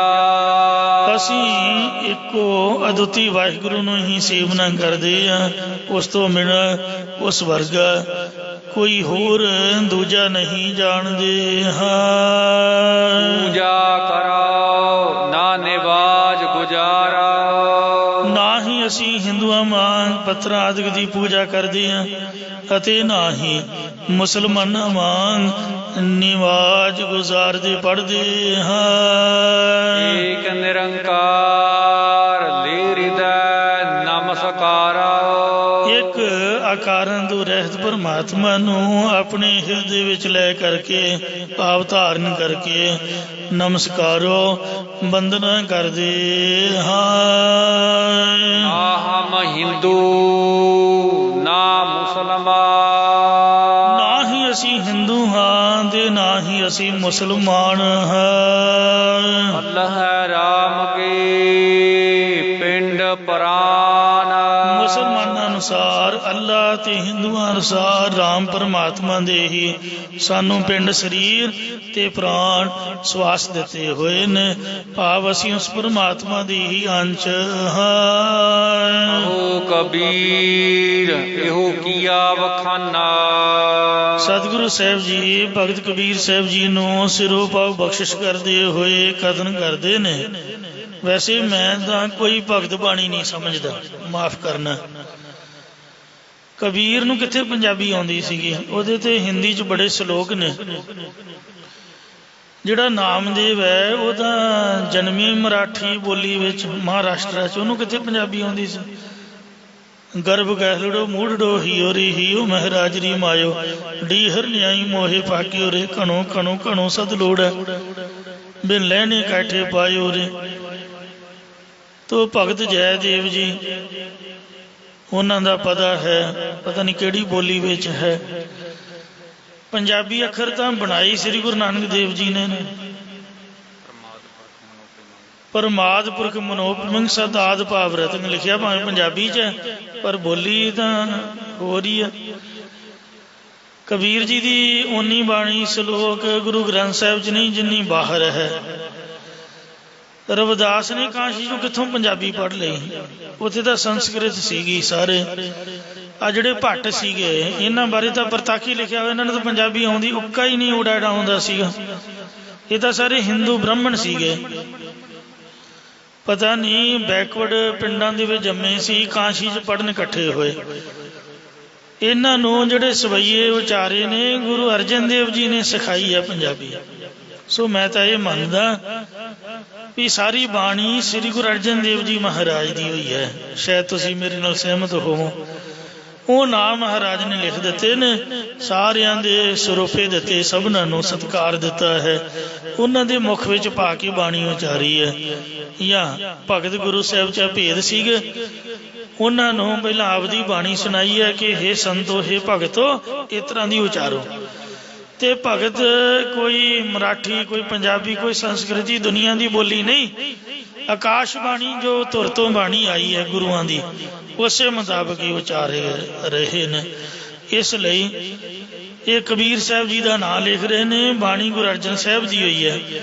ਅਸੀਂ ਇਹ ਬਚਨ ਸਤਿਗੁਰੂ ਅਰਜਨ ਦੇਵ ਮਹਾਰਾਜ ਜੀ ਕਹਿੰਦੇ ਨੇ, ਕਬੀਰ ਜੀ ਦੇ ਮੁਖ ਵਿੱਚ ਕਹਿ ਕੇ ਸਾਰਿਆਂ ਦਾਈ ਆਪਣਾ ਸਿਧਾਂਤ ਕਥਨ ਕੀਤਾ ਹੈ। ਗੁਰ ਪੀਰ ਮਿਲ ਖੁਦ ਖਾਸਮ ਪਛਾਨਾ। ਅਸੀਂ ਹਿੰਦੂਆਂ ਦੇ ਗੁਰੂ ਤੇ ਮੁਸਲਮਾਨਾਂ ਦੇ ਪੀਰ ਸ੍ਰੀ ਗੁਰੂ ਨਾਨਕ ਦੇਵ ਜੀ ਦੇ ਨਾਲ ਮਿਲ ਕਰਕੇ, ਜਾਂ ਪੀਰ ਪੂਜਨੀਕ ਵੱਡੇ ਪਿਤਾ ਸਤਿਗੁਰਾਂ ਨਾਲ ਮਿਲ ਕਰਕੇ ਖੁਦ ਆਪ ਕਸਮ ਮਾਲਕ ਪਰਮਾਤਮਾ ਨੂੰ ਪਹਿਚਾਨਣਾ ਕੀਤਾ ਹੈ, ਜਾਂ ਆਪਣੇ ਆਪ ਰੂਪ ਪ੍ਰਭੂ ਨੂੰ ਪਹਿਚਾਨਣਾ ਕੀਤਾ ਹੈ। ਮਹਲਾ ਪੰਜਵਾ। ਜੇ ਸਮੇਂ ਭਾਈ ਕਲਿਆਣਾ ਜੀ ਦੀ ਪ੍ਰੇਰਨਾ ਦਾ ਸਦਕਾ ਸਕੇਤ ਮੰਡੀ ਵਾਲਾ ਰਾਜਾ ਸਤਿਗੁਰੂ ਅਰਜਨ ਦੇਵ ਸਾਹਿਬ ਜੀ ਦੇ ਦਰਸ਼ਨ ਕਰਨ ਲਈ ਆਇਆ, ਉਸ ਸਮੇਂ ਸਤਿਗੁਰੂ ਜੀ ਦੱਖਣੀ ਓਂਕਾਰ ਬਾਣੀ ਦੀ ਇਹ ਪੰਕਤੀ ਪੜ੍ਹ ਰਹੇ ਸਨ। ਲੇਖ ਨ ਮਿਟਈ ਹੈ ਸਖੀ ਜੋ ਲਿਖਿਆ ਕਰਤਾ। ਇਸ ਵਾਰਤਾ ਨੂੰ ਭਾਈ ਸੰਦੋਖ ਸਿੰਘ ਜੀ ਲਿਖਦੇ ਨੇ। ਤਿਸ ਛਿਨ ਮਹਿ ਸ੍ਰੀ ਅਰਜਨ ਨਾਥ ਪੋਥੀ ਪਠਤ ਹੋਤੇ ਗਏ ਹਾਥ। ਪੰਜ ਗ੍ਰੰਥੀ ਪੋਥੀ ਸਾਹਿਬ ਹੱਥ ਵਿੱਚ ਲੈ ਕੇ ਗੁਰਬਾਣੀ ਦੀ ਦੱਖਣੀ ਓਂਕਾਰ ਪੜ੍ਹ ਰਹੀ ਸੀ। ਓਂਕਾਰ ਕੀ ਤੁਕ ਮੁਖ ਇਹੀ ਲਿਖਿਆ ਮੇਟ ਨ ਸਕਹੀ ਹੈ ਕਹੀ। ਜਦ ਸਤਿਗੁਰਾਂ ਨੇ ਤੁਕ ਪੜ੍ਹੀ ਤਾਂ ਰਾਜੇ ਦੇ ਹਿਰਦੇ ਅੰਦਰ ਸ਼ੰਕਾ ਫੁਰੀ ਕਿ ਜਦੋਂ ਮੱਥੇ ਦੇ ਲੇਖ ਲਿਖੇ ਹੋਏ ਮਿਟਣੇ ਹੀ ਨਹੀਂ ਤਾਂ ਫਿਰ ਗੁਰੂ ਦੀ ਸ਼ਰਨ ਵਿੱਚ ਆਉਣ ਦਾ ਕੀ ਫਾਇਦਾ। ਇੰਨਾ ਦੂਰ ਤੋਂ ਮੈਂ ਦਗੜ ਦੀ ਮਗੜ ਦੀ ਕਰਕੇ ਆਇਆ, ਫੌਜਾਂ ਰਾਣੀਆਂ ਸਮੇਤ, ਇਹ ਕੀ ਲਾਭ ਹੋਇਆ। ਇਹ ਤਾਂ ਘਰ ਬੈਠੇ ਰੱਬ ਰੱਬ ਕਰੀ ਜਾਓ। ਜਦੋਂ ਸਤਿਗੁਰਾਂ ਨੇ ਬਾਣੀ ਸੰਪੂਰਨ ਕੀਤੀ ਤਦੋਂ ਉਹ ਹੱਸ ਕੇ ਕਹਿਣ ਲੱਗਾ ਕਿ ਮਹਾਰਾਜ ਤੁਸੀਂ ਦੱਸੋ, ਗੁਰੂ ਵਿੱਚ, ਗੁਰੂ ਦੀ ਸ਼ਰਨ ਵਿੱਚ ਆਉਣ ਦਾ ਕੀ ਲਾਭ ਹੈ। ਮਹਾਰਾਜ ਕਹਿੰਦੇ ਮੁਸਕਰਾ ਕੇ ਕਿ ਹੇ ਰਾਜਨ, ਤੂੰ ਸ਼ੰਕਾ ਕਿਉਂ ਕਰਦਾ, ਗੁਰੂ ਦੀ ਸ਼ਰਨ ਚ ਆਉਣ ਦਾ ਬੜਾ ਲਾਭ ਹੈ। ਕਹਿਣ ਲੱਗਾ ਜੀ ਹੁਣੇ ਤੁਸੀਂ ਪੰਕਤੀ ਪੜ੍ਹ ਰਹੇ ਸੀ, ਮੈਨੂੰ ਤਾਂ ਸਮਝ ਨਹੀਂ ਆਈ। ਤਦੋਂ ਸਤਿਗੁਰਾਂ ਨੇ ਕਿਹਾ ਗੁਰੂ ਦੀ ਸ਼ਰਨ ਵਿੱਚ ਆਉਣ ਦਾ ਲਾਭ ਤੈਨੂੰ ਕੱਲ ਨੂੰ ਸਮਝਾਵਾਂਗੇ, ਹੁਣ ਰੋਟੀ ਪਾਣੀ ਛਕ, ਲੰਗਰ ਪਾਣੀ ਖਾ ਕੇ ਆਰਾਮ ਕਰ। ਜਿਸ ਵੇਲੇ ਰਾਜਾ ਰਾਤ ਨੂੰ ਸੁੱਤਾ ਤਦੋਂ ਸੁਪਨੇ 'ਚ ਇਹਨੇ ਆਪਣੇ ਆਪ ਨੂੰ ਮਰਿਆ ਵੇਖਿਆ। ਮਰਨ ਤੋਂ ਬਾਅਦ ਇਹਨੇ ਚੰਡਾਲਾਂ ਦੇ ਘਰ ਜਨਮ ਲਿਆ। ਇਸ ਜਨਮ ਜਿਹਨੇ ਆਪਣਾ ਬਹੁਤ ਪਰਿਵਾਰ ਵਧਾਇਆ ਤੇ ਤਕਰੀਬਨ 50 ਸਾਲ ਉਮਰ ਭੋਗ ਕੇ ਮਰ ਗਿਆ। ਇਸ ਦੀ ਘਰਵਾਲੀ ਤੇ ਬੱਚੇ ਬਹੁਤ ਵਿਰਲਾਪ ਕਰਨ ਲੱਗੇ। ਤਦੋਂ ਰਾਜੇ ਨੂੰ ਜਾਗ ਆ ਗਈ ਤੇ ਬਹੁਤ ਹੈਰਾਨ ਹੋਇਆ। ਇਹਨੇ ਇਸ਼ਨਾਨ ਆਦਿ ਕੀਤਾ ਤੇ ਸਵੇਰ ਨੂੰ ਫਿਰ ਸਤਿਗੁਰਾਂ ਦੇ ਦਰਸ਼ਨ ਕਰਨ ਲਈ ਚਲਾ ਗਿਆ।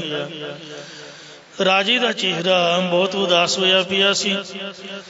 ਸਤਿਗੁਰਾਂ ਨੇ ਕਿਹਾ ਹੇ ਰਾਜਨ, ਤੂੰ ਬਹੁਤ ਉਦਾਸ ਹੈ। ਤਾਂ ਰਾਜੇ ਨੇ ਆਪਣੀ ਉਦਾਸੀ ਛੁਪਾਉਂਦਿਆਂ ਹੋਇਆਂ ਸਤਿਗੁਰਾਂ ਨੂੰ ਕਿਹਾ ਕਿ ਰਾਜੇ ਲੋਕਾਂ ਦੀਆਂ ਅਨੇਕਾਂ ਸਮੱਸਿਆਵਾਂ ਹੁੰਦੀਆਂ। ਰਾਜਾ ਸਤਿਗੁਰਾਂ ਦੇ ਬਚਨ ਮੰਨ ਕੇ ਸ਼ਿਕਾਰ ਖੇਡਣ ਲਈ ਚੱਲ ਪਿਆ। ਜਦ ਗੁਰੂ ਕੇ ਬਾਗ ਵਾਲੇ ਸਥਾਨ ਉੱਪਰ ਪਹੁੰਚੇ ਤਦੋਂ ਰਾਜੇ ਦੇ ਅੱਗੋਂ ਇੱਕ ਹਿਰਨ ਨਿਕਲਿਆ। ਰਾਜਾ ਸ਼ਿਕਾਰ ਦੇ ਪਿੱਛੇ ਲੱਗ ਗਿਆ। ਅੱਗੇ ਜਾ ਕੇ ਹਿਰਨ ਅਲੋਪ ਹੋ ਗਿਆ। ਰਾਜਾ ਰਾਤ ਦੇ ਸੁਪਨੇ 'ਚ ਵਾਪਰੀ ਘਟਨਾ ਦਾ ਵਿਆਕੁਲ ਹੋਇਆ। ਇੱਕ ਕੱਚੇ ਤਲਾਬ ਦੇ ਕੋਲ ਆ ਕੇ ਖੜ ਗਿਆ। ਘੋੜੇ ਨੂੰ ਪਾਣੀ ਪਿਲਾ ਕੇ ਆਪ ਵੀ ਮੂੰਹ ਹੱਥ ਧੋਤਾ ਤੇ ਪਾਣੀ ਦਾਣੀ ਪੀ ਕੇ ਆਰਾਮ ਕਰਨ ਲੱਗ ਗਿਆ। ਤਦੋਂ ਅੰਤਰਜਾਮੀ ਸਤਿਗੁਰਾਂ ਨੇ ਮਾਇਆ ਵਰਤਾਈ। ਜੋ ਰਾਜੇ ਨੂੰ ਸੁਪਨੇ 'ਚ ਪੁੱਤਰ ਬਣਿਆ ਦਿਸਿਆ ਸੀ ਉੱਥੇ ਆਇਆ ਤੇ ਰਾਜੇ ਨੂੰ ਵੇਖ ਕੇ ਆਪਣੀ ਮਾਂ ਨੂੰ ਕਹਿਣ ਲੱਗਾ ਕਿ ਆਪਾਂ ਕਹਿੰਦੇ ਸੀ ਕਿ ਸਾਡਾ ਪਿਓ ਮਰ ਗਿਆ, ਉਹ ਤਾਂ ਸੋਹਣਾ ਘੋੜਾ ਲੈ ਕੇ ਰਾਜੇ ਦੇ ਲਿਬਾਸ ਨੂੰ ਪਹਿਨ ਕੇ ਤਲਾ ਦੇ ਕਿਨਾਰੇ ਆਰਾਮ ਕਰ ਰਿਹਾ, ਆ ਮੈਂ ਤੈਨੂੰ ਦਿਖਾਵਾਂ। ਤਦੋਂ ਸੁਪਨੇ ਵਾਲਾ ਪੁੱਤਰ ਤੇ ਇਸਤਰੀ ਆਦਿਕ ਪਰਿਵਾਰ ਆ ਕੇ ਝਗੜਾ ਕਰਨ ਲੱਗੇ ਕਿ ਤੂੰ ਇੱਥੇ ਆਰਾਮ ਕਰ ਰਿਹਾ, ਮਰਨ ਦਾ ਬਹਾਨਾ ਪਾ ਕੇ, ਬਹਾਨਾ ਲਾ ਕੇ ਸਾਨੂੰ ਸੁੱਕਣੇ ਪਾਇਆ ਹੋਇਆ, ਆਪ ਇੱਥੇ ਆਰਾਮ ਨਾਲ ਸੁੱਤਾ ਪਿਆ। ਆ ਪਤਾ ਨਹੀਂ ਕਿੱਥੋਂ ਘੋੜਾ ਲੈਣ ਦਾ, ਪਤਾ ਨਹੀਂ ਕਿੱਥੋਂ ਕੱਪੜੇ ਲੈਣ ਦੇ, ਚੱਲ ਘਰ ਦਾ ਕੰਮ ਕਰ। ਵੱਡਾ ਰਾਜਾ ਤੋਂ ਰਾਜੇ ਨੇ ਕਿਹਾ ਕਿ ਮੈਂ ਤੁਹਾਡਾ ਸੰਬੰਧੀ ਨਹੀਂ, ਮੇਰੇ ਹੱਥ ਜੋੜੇ, ਮੇਰਾ ਖਹਿੜਾ ਛੱਡੋ, ਮੈਂ ਤਾਂ ਸਕੇਤ ਮੰਡੀ ਦਾ ਰਾਜਾ। ਪਰ ਕਿਸੇ ਨੇ ਵੀ ਰਾਜੇ ਦੀ ਗੱਲ ਨਾ ਮੰਨੀ। ਰਾਜੇ ਤੇ ਸੁਪਨੇ ਦੇ ਸੰਬੰਧੀਆਂ ਦਾ ਝਗੜਾ ਹੁੰਦੇ ਆ। ਜਦੋਂ ਲੋਕਾਂ ਨੇ ਫੈਸਲਾ ਕੀਤਾ ਕਿ ਇਸ ਨੂੰ ਪਕੜ ਕੇ ਲੈ ਚੱਲੋ, ਇਹਦੇ ਦਿਮਾਗ 'ਚ ਫਰਕ ਪੈ ਗਿਆ ਜਾਪਦਾ, ਇਹ ਆਪੇ ਹੌਲੀ ਹੌਲੀ ਠੀਕ ਹੋ ਜਾਵੇਗਾ। ਇਹ ਸੁਣ ਕੇ ਰਾਜਾ ਘਬਰਾਇਆ ਤੇ ਉਹਨੇ ਸਤਿਗੁਰੂ ਜੀ ਨੂੰ ਯਾਦ ਕੀਤਾ ਕਿ ਮਹਾਰਾਜ ਜੀ ਮੇਰੀ ਸਹਾਇਤਾ ਕਰੋ, ਮੈਂ ਤਾਂ ਬੁਰੀ ਤਰ੍ਹਾਂ ਫਸ ਗਿਆ। ਇਤਨੇ ਚਿਰ ਨੂੰ ਸਤਿਗੁਰੂ ਜੀ ਸਿੱਖਾਂ ਸਮੇਤ ਉੱਥੇ ਆ ਪਹੁੰਚੇ। ਗੁਰੂ ਜੀ ਨੇ ਉਹਨਾਂ ਕੋਲੋਂ ਝਗੜੇ ਦਾ ਕਾਰਨ ਪੁੱਛਿਆ, ਭਾਈ ਤੁਸੀਂ ਕੀ ਰੌਲਾ ਪਾਇਆ ਹੋਇਆ, ਇਹਦੇ ਦੁਆਲੇ ਘੇਰਾ ਕੱਤ ਕੇ ਕਿਉਂ ਖੜੇ ਹੋ? ਤਦੋਂ ਕਹਿਣ ਲੱਗੇ ਕਿ ਮਰਨ ਦਾ ਬਹਾਨਾ ਲਗਾ ਕੇ ਇੱਥੇ ਰਾਜਿਆਂ ਵਾਲਾ ਲਿਬਾਸ ਪਹਿਨ ਕੇ ਬੈਠਾ ਹੋਇਆ, ਇਹ ਸਾਡਾ ਸੰਬੰਧੀ ਹੈ। ਸਤਿਗੁਰਾਂ ਨੇ ਕਿਹਾ ਕਿ ਤੁਸੀਂ ਆਪਣੇ ਸੰਬੰਧੀ ਨੂੰ ਦੱਸੋ, ਦਬਿਆ ਸੀ ਜਾਂ ਕਿ ਸਾੜਿਆ ਸੀਗਾ। ਜੇ ਤਾਂ ਸਾੜ ਦਿੱਤਾ ਫਿਰ ਤਾਂ ਕੰਮ ਤਮਾਮ ਹੋ ਗਿਆ, ਫਿਰ ਤਾਂ ਲੜਾਈ ਦਾ ਕੁਛ ਕਾਰਨ ਬਣਦਾ ਹੀ ਨਹੀਂ, ਕਿਉਂਕਿ ਤੁਸੀਂ ਬੰਦਾ ਸਾੜ ਦਿੱਤਾ। ਜੇ ਦਬਿਆ ਹੈ ਤੇ ਚਲੋ ਅਸੀਂ ਤੁਹਾਡੇ ਨਾਲ ਚੱਲਦੇ ਹਾਂ, ਸਾਡੇ ਸਾਹਮਣੇ ਕਬਰ ਨੂੰ ਪੁੱਟ ਕੇ ਵੇਖੋ, ਜੇ ਤਾਂ ਮੁਰਦਾ ਉੱਥੇ ਤੁਹਾਡਾ ਮੌਜੂਦ ਹੈ ਫਿਰ ਤਾਂ ਬੰਦਾ ਸਾਡਾ ਹੋਇਆ, ਜੇ ਨਹੀਂ ਤੇ ਫਿਰ ਤੁਸੀਂ ਲੈ ਜਾਇਓ। ਇੰਨਾ ਸੁਣ ਕੇ ਉਸ ਸੰਬੰਧੀ ਚਲੇ ਗਏ। ਕਬਰ ਪੁੱਟ ਕੇ ਵੇਖੀ, ਤਦੋਂ ਉਸ ਵਿੱਚੋਂ ਬਿਲਕੁਲ ਹੂ ਬਹੂ ਉਸੇ ਤਰ੍ਹਾਂ ਦਾ ਮੁਰਦਾ ਨਿਕਲ ਆਇਆ। ਉਹਨਾਂ ਦਾ ਝਗੜਾ ਮਿਟ ਗਿਆ। ਰਾਜੇ ਨੂੰ ਇੱਕ ਰੰਗ ਆਵੇ ਇੱਕ ਜਾਵੇ, ਮੁੜਕੋ ਮੁੜਕੀ ਪਰੇਸ਼ਾਨ। ਸਤਿਗੁਰਾਂ ਨੂੰ ਕਹਿਣ ਲੱਗਾ, ਮਹਾਰਾਜ ਇਹ ਕੀ ਕੌਤਕ ਹੈ, ਜਦ ਮੈਂ ਸੁਪਨੇ ਵੱਲ ਝਾਤ ਮਾਰਦਾ ਤੇ ਸਾਰੇ ਸੰਬੰਧੀ ਮੇਰੇ ਨੇ, ਜੋ ਸੁਪਨੇ 'ਚ ਮੈਨੂੰ ਦਿਖੇ ਸਨ ਉਹੀ ਬ੍ਰਿਕਸ਼ ਹੈ, ਉਹੀ ਜੰਗਲ ਹੈ, ਜਗ੍ਹਾ ਵੀ ਸੁਪਨੇ ਵਾਲੀ ਹੈ, ਮੈਂ ਇਹਨਾਂ ਨਾਲ ਤਕਰੀਬਨ 50 ਸਾਲ ਕੱਟੇ ਨੇ, ਇਹ ਕੀ ਕੌਤਕ ਹੈ? ਸਤਿਗੁਰਾਂ ਨੇ ਕਿਹਾ, ਹੀ ਰਾਜਨ ਤੂੰ ਕੱਲ ਸਾਡੇ ਪਾਸ ਇੱਕ ਸ਼ੰਕਾ ਕੀਤੀ ਸੀ ਕਿ ਜੇਕਰ ਲੇਖ ਮਿਟਣੇ ਹੀ ਨਹੀਂ ਤਾਂ ਫਿਰ ਗੁਰੂ ਦੀ ਸ਼ਰਨ ਵਿੱਚ ਆਉਣ ਦਾ ਕੀ ਲਾਭ ਹੈ। ਅਸਾਂ ਨੇ ਇਹ ਤੈਨੂੰ ਉੱਥੇ ਸ਼ੰਕਾ ਦਾ ਉੱਤਰ ਦਿੱਤਾ ਹੈ, ਅਰਥਾਤ ਤੇਰਾ ਅਗਲਾ ਜਨਮ ਇਹਨਾਂ ਚੰਡਾਲਾਂ ਦੇ ਘਰ ਵਿੱਚ ਹੋਣਾ ਸੀਗਾ ਤੇ 50 ਸਾਲ ਤੋਂ ਜਪਦਾ ਰਹਿਣਾ ਸੀ, ਇਹਨਾਂ 'ਚ ਬਤੀਤ ਕਰਨੇ ਸਨ, ਗਰੀਬੀ ਦੇ ਨਾਲ ਟੱਕਰਾਂ ਮਾਰਨੀਆਂ ਸੀ। ਪਰ ਤੂੰ ਸਾਡੀ ਸ਼ਰਨ ਵਿੱਚ ਆਇਆ, ਸ਼ਰਨ ਆਈ ਦੀ ਲਾਜ ਰੱਖਣੀ ਸਾਡਾ ਬਿਰਧ ਹੈ। ਸੋ ਅਸੀਂ ਲੇਖ ਮੇਟੇ ਵੀ ਨਹੀਂ ਤੇ ਭੁਗਤਾ ਵੀ ਦਿੱਤੇ, ਉਹ ਤੇਰਾ ਜਨਮ ਪੂਰੇ ਦਾ ਪੂਰਾ ਹੀ ਸਬੂਤਾ ਹੀ ਸੁਪਨੇ 'ਚ ਭੁਗਤਾ ਦਿੱਤਾ। ਤੂੰ ਕਿਤੇ ਝੂਠ ਨਾ ਮੰਨੇ, ਇਸ ਲਈ ਮਾਇਆ ਦੁਆਰਾ ਤੈਨੂੰ ਸਾਰਾ ਤੇਰਾ ਪਰਿਵਾਰ ਵੀ ਦਿਖਾ ਦਿੱਤਾ ਤੇ ਸੁਪਨੇ 'ਚ ਵੀ ਤੈਨੂੰ ਭੁਗਤਾਤਾ। ਇਹ ਸੁਣ ਕੇ ਰਾਜਾ ਸਤਿਗੁਰਾਂ ਦੀ ਚਰਨੀ ਪਿਆ। ਇਵੇਂ ਹੋਰ ਬਚਨ ਬਲਾਸ ਹੁੰਦੇ ਆ। ਰਾਜੇ ਨੇ ਬੇਨਤੀ ਕੀਤੀ ਕਿ ਸਤਿਗੁਰੂ ਜੀ ਤੁਸੀਂ ਵੀ ਕਦੇ ਕੋਈ ਸ਼ਿਕਾਰ ਕੀਤਾ ਜਾਂ ਨਹੀਂ? ਤਦੋਂ ਰਾਜੇ ਨੂੰ ਉੱਤਰ ਵਿੱਚ ਸ਼ਬਦ ਉਚਾਰਨ ਕਰਕੇ ਗੁਰੂ ਸਾਹਿਬ ਨੇ ਉਪਦੇਸ਼ ਬਖਸ਼ਿਆ ਕਿ ਅਸੀਂ ਐਸਾ ਸ਼ਿਕਾਰ ਖੇਡਦੇ ਹਾਂ। ਰਹਾਉ ਵਾਲੀ ਪੰਕਤੀ ਤੋਂ ਉੱਤਰ ਚੁੱਕਣਾ ਹੈ। ਭੈਰੂ ਰਾਗ ਦੇ ਵਿੱਚ ਪੰਜਵੇਂ ਪਾਤਸ਼ਾਹ ਇਹ ਸਕੇਤ ਮੰਡੀ ਵਾਲੇ ਰਾਜੇ ਦੇ ਪ੍ਰਥਾਈ ਸ਼ਬਦ ਉਚਾਰਦੇ ਨੇ। ਰਹਾਉ ਵਾਲੀ ਪੰਕਤੀ ਪਹਿਲਾਂ ਸਰਵਣ ਕਰੋ। ਅੰਤ ਸੰਗ ਲਈ ਚੜਿਓ ਸ਼ਿਕਾਰ, ਸ਼ਾਂਤਚਿਤ ਮਹਾਤਮਾ ਜਨਾਂ ਨੂੰ ਨਾਲ ਲੈ ਕੇ ਅਸੀਂ ਕਾਮ ਆਦਿਕ ਵਿਕਾਰਾਂ, ਮਨ ਦੇ ਮੰਦੇ ਸੰਕਲਪਾਂ ਨੂੰ ਮਾਰਨ ਲਈ ਸ਼ਿਕਾਰ ਵਾਸਤੇ ਚੜੇ ਹਾਂ। ਮ੍ਰਿਗ ਪਕੜੀ ਬਿਨ ਘੂਰ ਹਥਿਆਰ, ਅਤੇ ਬਾਹਰਲੇ ਪ੍ਰਤੱਖ ਘੋੜੇ ਤੇ ਸ਼ਸਤਰਾਂ ਤੋਂ ਬਿਨਾਂ ਅੰਤਰੀ ਵੀ ਸ਼ਰਮਨ ਰੂਪ ਘੋੜੇ ਤੇ ਮੰਨਣ ਰੂਪ ਰਥ ਤੇ ਨਿਧਿਆਸਨ ਰੂਪ ਹਾਥੀ ਉੱਪਰ ਚੜ ਕੇ ਗਰੀਬੀ ਰੂਪ ਗਦਾ, ਗਿਆਨ ਰੂਪੀ ਖੜਗ ਨਾਲ ਕਾਮ ਕ੍ਰੋਧ ਰੂਪ ਹਰਨ ਮੈਂ ਫੜਨਾ ਕੀਤੇ ਨੇ। ਭਾਵ ਆਪਣੇ ਅਧੀਨ ਕੀਤੇ ਹਨ। ਰਹਾਉ। ਇਹ ਰਹਾਉ ਵਾਲੀ ਪੰਕਤੀ ਦੇ ਪਹਿਲਾਂ ਅਰਥ ਕੀਤੇ ਨੇ, ਕਿਉਂਕਿ ਰਹਾਉ ਇੱਕ ਧੁਰਾ ਹੈ, ਇੱਕ ਸਿਧਾਂਤ ਹੈ। ਬਾਕੀ ਸਾਰਾ ਸ਼ਬਦ ਧੁਰੇ ਦੁਆਲੇ ਘੁੰਮੇਗਾ। ਆਓ ਹੁਣ ਪ੍ਰਾਰੰਭ ਤੋਂ ਸਰਵਣ ਕਰਦੇ ਆ। ਦਸ ਮਿਰਗੀ ਸਹਿਜੀ ਬੰਦਿਆਨੀ। 10 ਇੰਦਰੀਆਂ ਰੂਪ ਹਿਰਨੀਆਂ ਸੁਭਾਵਕ ਹੀ ਸਮਦ ਮਾਦਿਕ ਸਾਧਨਾਂ ਦੁਆਰਾ ਬੰਨ ਕੇ ਅੰਤਰਮੁਖ ਬਿਰਤੀ ਵਿੱਚ ਲਿਆਉਣਾ ਕੀਤੀਆਂ ਨੇ। 5 ਮਿਰਗ ਬੇਦੇ ਸੇਵਕੀ ਬਾਨੀ। 5 ਕਾਮ ਕ੍ਰੋਧ ਰੂਪ ਹਰਨ ਕਲਿਆਣ ਸਰੂਪ ਦੀ ਬਾਣੀ ਰੋ ਬਾਣਾ ਨਾਲ ਵਿੰਨ ਲਏ ਮਾਰ ਲਏ ਹਨ। ਸੰਤ ਸੰਗ ਲਈ ਚੜਿਓ ਸਿਕਾਰ।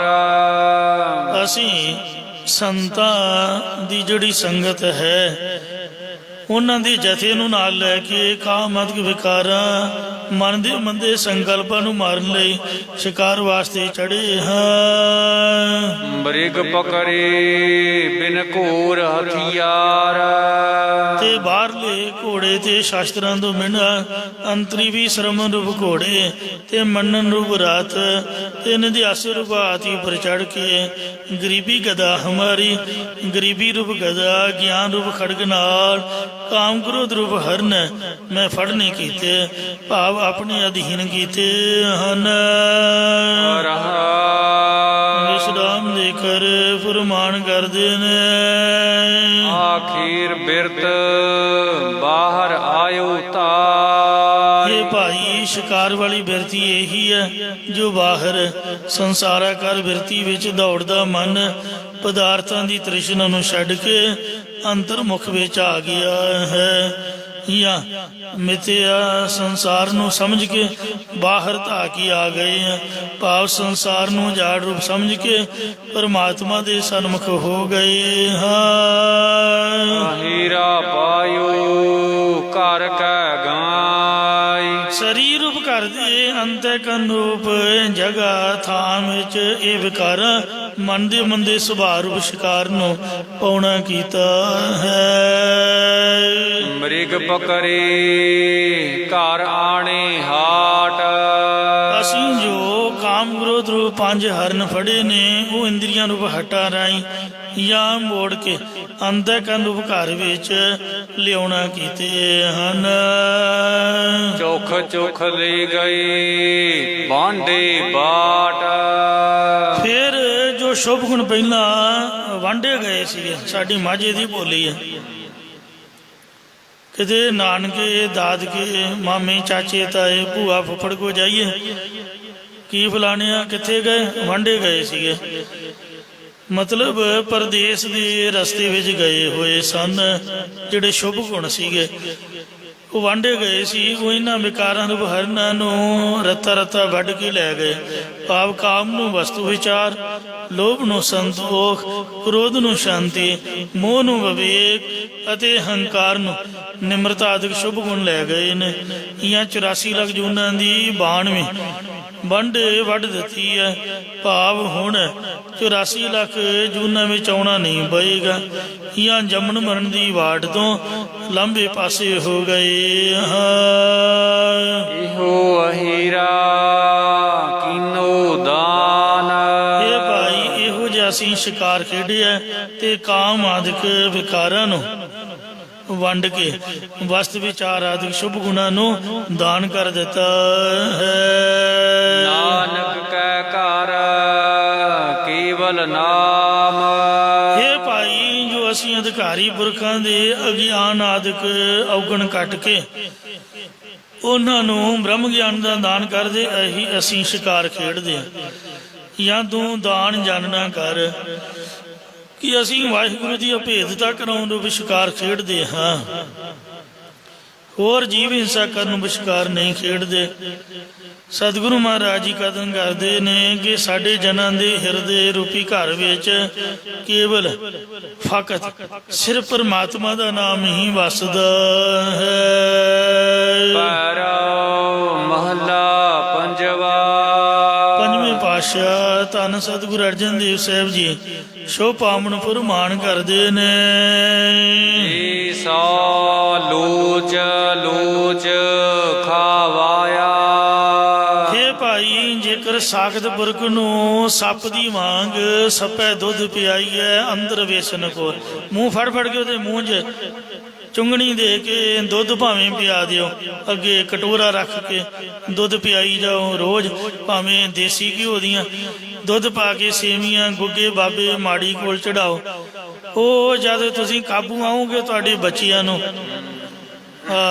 ਲਾਗੇ ਕੋਈ ਇੰਦਰਾਲੀ ਮੋਲੀ ਸ਼ਾਇਦ ਪਿੰਡ, ਛੋਟੀ ਜਿਹੀ ਗੁੱਡੀ ਵਿਚਾਰੀ ਪਾਣੀ ਦੀ ਮੋਟਰ ਚਲਾਉਣ ਆਈ, ਵਿੱਚੋਂ ਸੱਪ ਨੇ ਠਾਹ ਕਰਕੇ ਨਿਕਲ ਕੇ ਡੰਗ ਮਾਰਿਆ, ਨਿੱਕੀ ਜਿਹੀ ਕੁੜੀ ਨੂੰ ਮਾਰ ਸੁੱਟਿਆ। ਇਹ ਕਿਸੇ ਦੇ ਮਿੱਤ ਥੋੜ੍ਹੇ ਹੁੰਦੇ ਨੇ। ਖੇਡਣਾ ਬੰਦਾ ਖਿਡੌਣਿਆਂ ਨਾਲ ਖੇਡੇ, ਬਾਂਦਰ ਕੁੱਤਿਆਂ ਬਿੱਲੀਆਂ ਸੱਪਾਂ ਠੂਹਾਂ ਨਾਲ ਥੋੜ੍ਹੀ ਖੇਡੀਦਾ। ਬਰਸਾਤਾਂ ਦੇ ਮੌਸਮ ਦੇ ਵਿੱਚ ਤਾਂ ਬਚਾ ਹੀ ਰੱਖੀਦਾ, ਰੱਬ ਵੀ ਕਿਰਪਾ ਕਰੇ ਕਿਸੇ ਦੀ ਉਮਰ ਪੂਰੀ ਨਾ ਹੋ ਜਾਏ। ਭਾਵੇਂ ਸੈਂਕੜੇ ਵਾਰ ਸੱਪ ਦੀ ਤਰ੍ਹਾਂ ਸਾਖਤ ਪੁਰਸ਼ ਨੂੰ ਚਾਹ ਚਾਹ ਕੇ ਚਾਹ ਪਿਆਓ, ਬ੍ਰੈਡ ਪਕੌੜੇ ਪਾਰਟੀਆਂ ਖਵਾਓ, ਲੰਗਰ ਖਵਾਓ, ਜੋ ਮਰਜ਼ੀ ਕਰੋ, ਉਹਨੇ ਨਿੰਦਿਆ ਦੀ ਜ਼ਹਿਰੀ ਬਲਸ਼ਣੀ ਹੈ। ਕਿਸੇ ਅਮੀਰ ਬੰਦੇ ਨੂੰ ਤੁਸੀਂ ਫਤਿਹ ਬੁਲਾ ਕੇ ਵੇਖਿਓ, ਆਖਿਓ ਵੀ ਮੇਰੇ ਘਰ ਆ ਕੇ ਚਾਹ ਪੀਓ, ਅਗਲਾ ਕਹੂਗਾ ਵੀ ਸ਼ਾਇਦ ਪਤਾ ਨਹੀਂ ਇਹਨੇ ਮੇਰੇ ਕੋਲੋਂ ਕੁਛ ਮੰਗ ਲੈਣਾ। ਉਹ ਅਗਲਾ ਸਗੋਂ ਗੁੱਸਾ ਕਰੂਗਾ ਵੀ ਮੈਂ ਹੀ ਤੈਨੂੰ ਲੱਭਾਂ ਬੁਲਾਉਣ ਲਈ, ਕਿਸੇ ਹੋਰ ਨੂੰ ਬੁਲਾ। ਵੀ ਜੇ ਚਾਹ ਪਿਆਉਣੀ ਹੈ ਵੀ ਮੈਨੂੰ ਹੀ ਪਿਆਉਣੀ ਹੈ, ਉਹ ਮਨ 'ਚ ਸੋਚੂਗਾ ਵੀ ਇਹ ਮੇਰੇ ਕੋਲੋਂ ਕੁਛ ਮੰਗੂਗਾ, ਭਾਵੇਂ ਕੁਛ ਵੀ ਨਾ ਮੰਗੋ। ਕਹਿੰਦੇ ਨੇ ਜੋ ਨਿਰਧਨ ਸਰਦਨ ਕਹਿ ਜਾਏ, ਦੀਆ ਆਗੇ ਬੈਠਾ ਪੀਠ ਫਿਰਾਏ। ਗਰੀਬ ਬੰਦਾ ਜੇ ਕਿਸੇ ਅਮੀਰ ਦੇ ਕੋਲ ਖੜ ਜਾਊਗਾ, ਕੋਈ ਗੱਲਬਾਤ ਕੋਈ ਪਿਆਰ ਦੀ ਸਾਂਝ ਜਾਂ ਕਿਸੇ ਦੇ ਘਰ ਹੀ ਚਲਾ ਜਾਊ, ਅਗਲਾ ਕਹੂ ਕੀ ਮੂੰਹ ਚੁੱਕਿਆ ਕਿੱਧਰ ਆਏ ਹੋਏ, ਇਹੀ ਘਰ ਲੱਭਿਆ ਤੁਹਾਨੂੰ, ਆਪਦੇ ਘਰ ਨੂੰ ਜਾਓ। ਦੱਸੋ, ਇਨਸਾਨ ਦਾ ਇਨਸਾਨ ਹੈ, ਗਰੀਬ ਵੀ ਤੇ ਅਮੀਰ ਵੀ। ਤੇ ਇਸ ਲਈ ਜੋ ਸਰਦਨ ਨਿਰਧਨ ਕਹਿ ਜਾਏ, ਦੀਆ ਆਦਰ ਲਿਆ ਬੁਲਾਏ। ਅਮੀਰ ਬੰਦਾ ਗਰੀਬ ਦੇ ਘਰ ਜਾਊਗਾ ਤਾਂ ਉਹਨੂੰ ਆਦਰ ਭਾਵ ਦੇ ਕੇ ਵੀ ਆਓ ਜੀ, ਬੈਠੋ ਜੀ, ਜੀ ਆਇਆ ਜੀ, ਕੀ ਸੇਵਾ ਕਰੀਏ। ਕਬੀਰ ਜੀ ਕਹਿੰਦੇ ਨਿਰਧਨ ਸਰਦਨ ਦੋਨੋਂ ਭਾਈ ਹੈ, ਦੋਵੇਂ ਭਰਾ ਨੇ, ਇੱਕੋ ਹੀ ਰੱਬ ਦੀ ਅੰਸ਼ ਤੋਂ ਪੈਦਾ ਹੋਏ ਨੇ। ਮਾਇਆ ਤਾਂ ਹੱਥਾਂ ਦੀ ਮੈਲ, ਪੁੰਨਾਂ ਦੀ ਖੇਡ ਹੈ। ਜਿਹਦੇ ਪੁੰਨ ਜ਼ਿਆਦੇ ਨੇ ਉਹਦੇ ਕੋਲ ਉਹਨਾਂ 'ਚ ਰਹਿੰਦੀ ਹੈ, ਜਦੋਂ ਪੁੰਨ ਖਤਮ ਹੋ ਜਾਂਦੇ ਨੇ ਬੰਦਾ ਗਰੀਬ ਹੋ ਜਾਂਦਾ। ਸਦਾਮੇ ਨੇ ਵੇਖੋ ਇਕੱਲੇ ਨੇ, ਮੇਰੇ ਵਰਗੇ ਜਾਣ ਬੁੱਝ ਕੇ ਵੀ ਆਪਦੀਆਂ ਕਰਤੂਤਾਂ ਕਰਕੇ ਗਰੀਬ ਹੋ ਜਾਂਦੇ। ਗੁਰੂ ਮਾਤਾ ਨੇ ਛੋਲੇ ਦਿੱਤੇ ਸੀ ਵੀ ਬੱਚਿਓ ਵੰਡ ਕੇ ਖਾ ਲਿਓ, ਹੁਣ ਵੱਡੇ ਜਾਣ ਕੇ ਸਿਆਣਾ ਜਾਣ ਕੇ ਉਹਦੇ ਹੱਥ ਫੜਾ ਦਿੱਤੇ। ਤੇ ਬਾਰਿਸ਼ ਪੈ ਰਹੀ ਸੀ, ਠੰਡ ਦੇ ਦਿਨ ਸੀ, ਬਾਲਣ ਵੱਢਦੇ ਆ। ਸਦਾਮੇ ਨੂੰ ਭੁੱਖ ਲੱਗੀ, ਉਹ ਇਕੱਲਾ ਹੀ ਚਪੜ ਚਪੜ ਖਾਣ ਲੱਗ ਪਿਆ, ਮੂੰਹ ਪਰਾਂ ਨੂੰ ਕਰਕੇ ਕੁੜਕ ਕੁੜਕ ਕਰੀ ਜਾਏ। ਕ੍ਰਿਸ਼ਨ ਬੜਾ ਚੁਸਤ ਸੀਗਾ, ਉਹ ਕਹਿਣ ਲੱਗਾ ਕੀ ਖਾ ਰਿਹਾ ਸਦਾਮਿਆ? ਝੂਠ ਬੋਲਤਾ। ਕਹਿਣ ਲੱਗਾ ਦੰਦੋ ਡਿੱਕੇ ਵੱਜ ਰਹੇ ਨੇ ਠੰਡ ਦੇ ਵਿੱਚ। ਉਹ ਕਹਿੰਦਾ ਜਾ ਕੰਗਲਿਆ, 4 ਛੋਲਿਆਂ ਵਾਸਤੇ ਝੂਠ ਬੋਲਿਆ ਹੋਇਆ, ਜਾ, ਮੈਂ ਕਿਹੜਾ ਤੇਰੇ ਕੋਲ ਮੰਗਣੇ ਸੀਗੇ, ਆਪਦੀ ਖੁਸ਼ੀ ਨਾਲ ਜੇ ਮੁੱਠ ਦੇ ਦਿੰਦਾ ਤੇ ਖਾ ਲੈਣੇ ਸੀ। ਗੁਰੂ ਮਾਤਾ ਦੇ ਤੇ ਸਾਂਝੀ ਸੀਗੀ, ਇਹ ਜੋ ਵੀ ਚੀਜ਼ ਹੈ ਵੰਡ ਕੇ ਖਾਣਾ ਚਾਹੀਦਾ। ਮਹਾਂਪੁਰਖ ਬਾਬਾ ਠਾਕਰ ਸਿੰਘ ਨੂੰ ਕਈ ਵਾਰ ਮੈਂ ਕਹਿੰਦਿਆਂ ਸੁਣਿਆ, ਕਹਿੰਦੇ ਵੰਡ ਖਾਏ ਖੰਡ ਖਾਏ। ਦਿੱਤਾ ਤਾਂ ਰੱਬ ਦਾ ਹੀ ਹੈ ਨਾ, ਰੱਬ ਨੇ ਇਕੱਲੇ ਤੇ ਤੁਹਾਨੂੰ ਢਿੱਡ ਲਾਇਆ ਨਹੀਂ, ਦੂਜਿਆਂ ਦਾ ਵੀ ਹੈ। ਅੱਡ ਖਾਏ ਹੱਡ ਖਾਏ, ਕੁੱਤਾ ਹੱਡ ਨੂੰ ਮੂੰਹ ਮਾਰਦਾ ਨਾ, ਖੂਨ ਪੀਣ ਦੀ ਤਰ੍ਹਾਂ ਹੈ। ਤੋ ਇਸ ਵਾਸਤੇ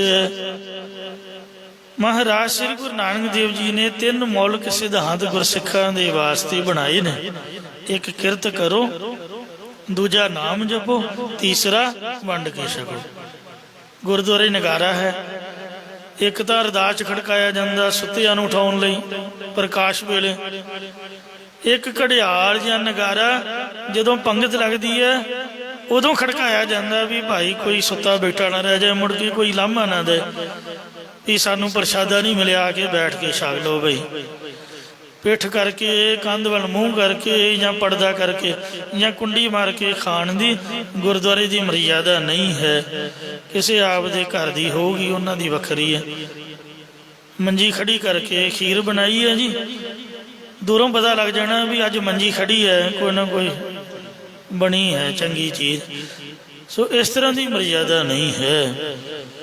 ਕਹਿੰਦੇ ਨਿਰਧਨ ਸਰਧਨ ਦੋਨੋਂ ਭਾਈ, ਇਹ ਦੋਵੇਂ ਭਰਾ ਨੇ, ਪਰ ਉਹਦੇ ਮਨ 'ਚ ਭੁਲੇਖਾ ਹੈ ਵੀ ਸ਼ਾਇਦ ਮੇਰੇ ਕੋਲ ਹੀ ਸਭ ਕੁਛ ਹੈ। ਪਰਮਾਤਮਾ ਨੇ ਸਭਨਾਂ ਨੂੰ ਕੋਈ ਨਾ ਕੋਈ ਗੁਣ ਦਿੱਤਾ ਹੈ। ਪ੍ਰਭ ਕੀ ਕਲਾ ਨਾ ਮੇਟੀ ਜਾਈ, ਪ੍ਰਭੂ ਦੀ ਸ਼ਕਤੀ ਨੂੰ ਕੋਈ ਮੇਟ ਨਹੀਂ ਸਕਦਾ। ਇਸ ਲਈ ਸੋ ਜੇ ਸਾਰੇ ਹੀ ਆਪਸ ਦੇ ਵਿੱਚ ਵੰਡ ਵਰਤ ਲੈਣ ਤਾਂ ਕੋਈ ਗਰੀਬ ਨਾ ਰਹੇ, ਕੋਈ ਭੁੱਖਾ ਨਾ ਸੋਵੇ, ਚੜ੍ਹਦੀ ਕਲਾ ਦੇ ਵਿੱਚ ਰਹਿਣਾ ਕਰੀਏ। ਮਹਾਰਾਜ ਕਹਿੰਦੇ ਨੇ ਜੀ ਸੋ ਲੋਚ ਲੋਚ ਖਾਵਾਇਆ। ਸਾਖਤ ਪੁਰਖ ਨੂੰ, ਸ਼ਕਤੀ ਮਾਇਆ ਦੇ ਉਪਾਸ਼ਕ ਨੂੰ ਸਾਖਤ ਕਹਿੰਦੇ ਨੇ। ਮਾਇਆ ਧਾਰੀ ਅਤਨਾ ਬੋਲਾ, ਸ਼ਬਦ ਨਾ ਸੁਣੀ ਬੋ ਰੋਲ ਕਚੋਰਾ। ਤੁਸੀਂ ਆਵਾਜ਼ ਮਾਰ ਕੇ ਬੁਲਾਓਗੇ, ਉਹਨੂੰ ਖਵਾਓ ਪਿਆਓਗੇ, ਤੇ ਉਹ ਹੋਰ ਹੰਕਾਰੀ ਹੋਗਾ ਵੀ ਇਹ ਮੇਰੇ ਤੋਂ ਛੋਟਾ ਹੈ, ਇਹਨੂੰ ਕੋਈ ਮੇਰੇ ਨਾਲ ਮਤਲਬ ਹੈ ਤਾਂ ਮੈਨੂੰ ਇਹ ਖਵਾਉਂਦਾ ਜਾਂ ਮੈਨੂੰ ਇਹ ਬੁਲਾਉਂਦਾ ਹੈ। ਇਸੇ ਪ੍ਰਕਾਰ ਜੀ ਸੋ ਲੋਚ ਲੋਚ ਖਾਵਾਇਆ। ਕਥਾ ਹੋ ਰਹੀ ਹੈ, ਕੀਰਤਨ ਹੋ ਰਿਹਾ ਹੈ। ਜੇ ਸੈਂਕੜੇ ਵਾਰ ਤੁਸੀਂ ਚਾਹ ਚਾਹ ਕੇ ਸੋਚੋਗੇ ਵੀ ਅਗਲੇ ਦਾ ਭਲਾ ਕਰ ਦਈਏ, ਗੁਰੂ ਉਪਦੇਸ਼ ਰੂਪੀ ਭੋਜਨ ਬਦੋ ਬਦੀ ਉਹਨੂੰ ਖਵਾਈਏ ਕਿ ਆ ਭਾਈ ਬੈਠ ਕੇ ਸੁਣ, ਉਹ ਤੁਹਾਡੀ ਗੱਲ ਨਹੀਂ ਮੰਨੂਗਾ। ਉਹ ਕਹੂਗਾ ਮੈਂ ਵਿਹਲਾ ਥੋੜ੍ਹਾ, ਮੈਨੂੰ ਤਾਂ ਹੋਰ ਬਥੇਰੇ ਕੰਮ ਹਨ। ਸਾਖਤ ਹਰ ਹਰ ਚੀਤ ਨਾ ਆਇਆ। ਤਾਂ ਵੀ ਸਾਖਤ ਕਠੋਰ ਚਿੱਤ ਵਾਲੇ ਪਤਿਤ ਪੁਰਖ ਨੂੰ ਹਰੇ ਭਰੇ ਕਰਨ ਵਾਲਾ ਹਰੀ ਪਰਮਾਤਮਾ ਚੇਤੇ ਵਿੱਚ ਨਹੀਂ ਆਉਂਦਾ ਹੈ। ਅੰਤ ਜਨਾ ਕੀ ਲੇਹੋ ਮਤੇ। ਇਸ ਵਾਸਤੇ ਕਬੀਰ ਜੀ ਕਹਿੰਦੇ ਨੇ ਕਿ ਰਾਹ ਜਾਂਦੇ ਆ ਭਾਵੇਂ ਪੈਲੀ ਨੂੰ ਪਾਣੀ ਲੱਗਾ ਹੋਵੇ, ਰਸਤਾ ਛੱਡ ਕੇ ਚਿੱਕੜ ਦੇ ਵਿੱਚ ਦੀ ਲੰਘ ਜਾਓ, ਸਾਡਾ ਕੀ ਵਿਗੜਨਾ, ਲੱਤਾਂ ਪੈਰ ਜਾ ਕੇ ਮੁੜ ਕੇ ਫਿਰ ਧੋ ਲਿਓ, ਪਰ ਸਾਖਤ ਦੇ ਮੱਥੇ ਨਾ ਲੱਗੋ, ਉਹਦੇ ਅੱਗੋਂ ਦੀ ਨਾ ਲੰਘੋ। ਕਬੀਰ ਸਾਖਤ ਸੰਗ ਨਾ ਕੀਜੀਏ। ਅਗਲਾ ਆਵਾਜ਼ ਮਾਰੇ ਨਾ ਦੌੜੀ ਜਾਓ।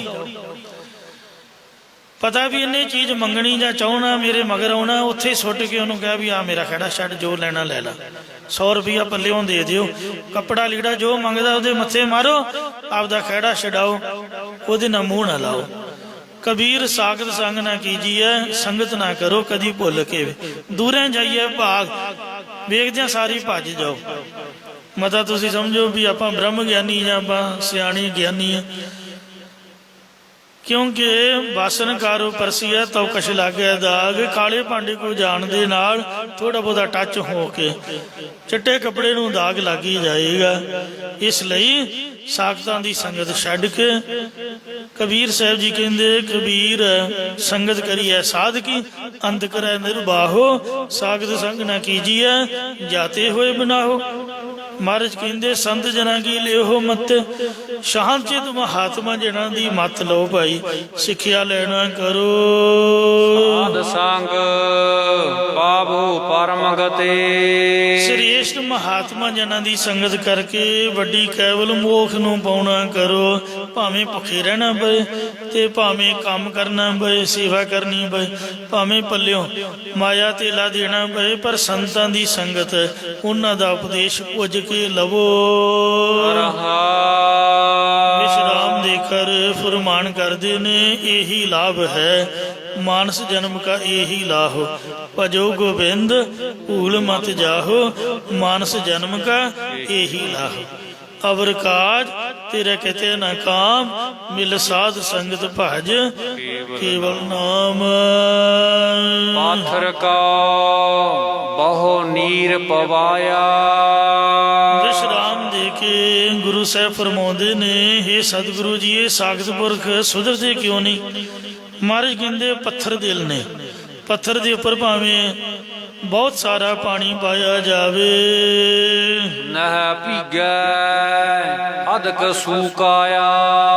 ਤਾਂ ਵੀ ਉਹ ਪੱਥਰ ਅੰਦਰੋਂ ਭਿੱਜਦਾ ਨਹੀਂ, ਸਗੋਂ ਬਹੁਤ ਜ਼ਿਆਦਾ ਸੁੱਕਾ ਹੀ ਰਹਿੰਦਾ ਹੈ।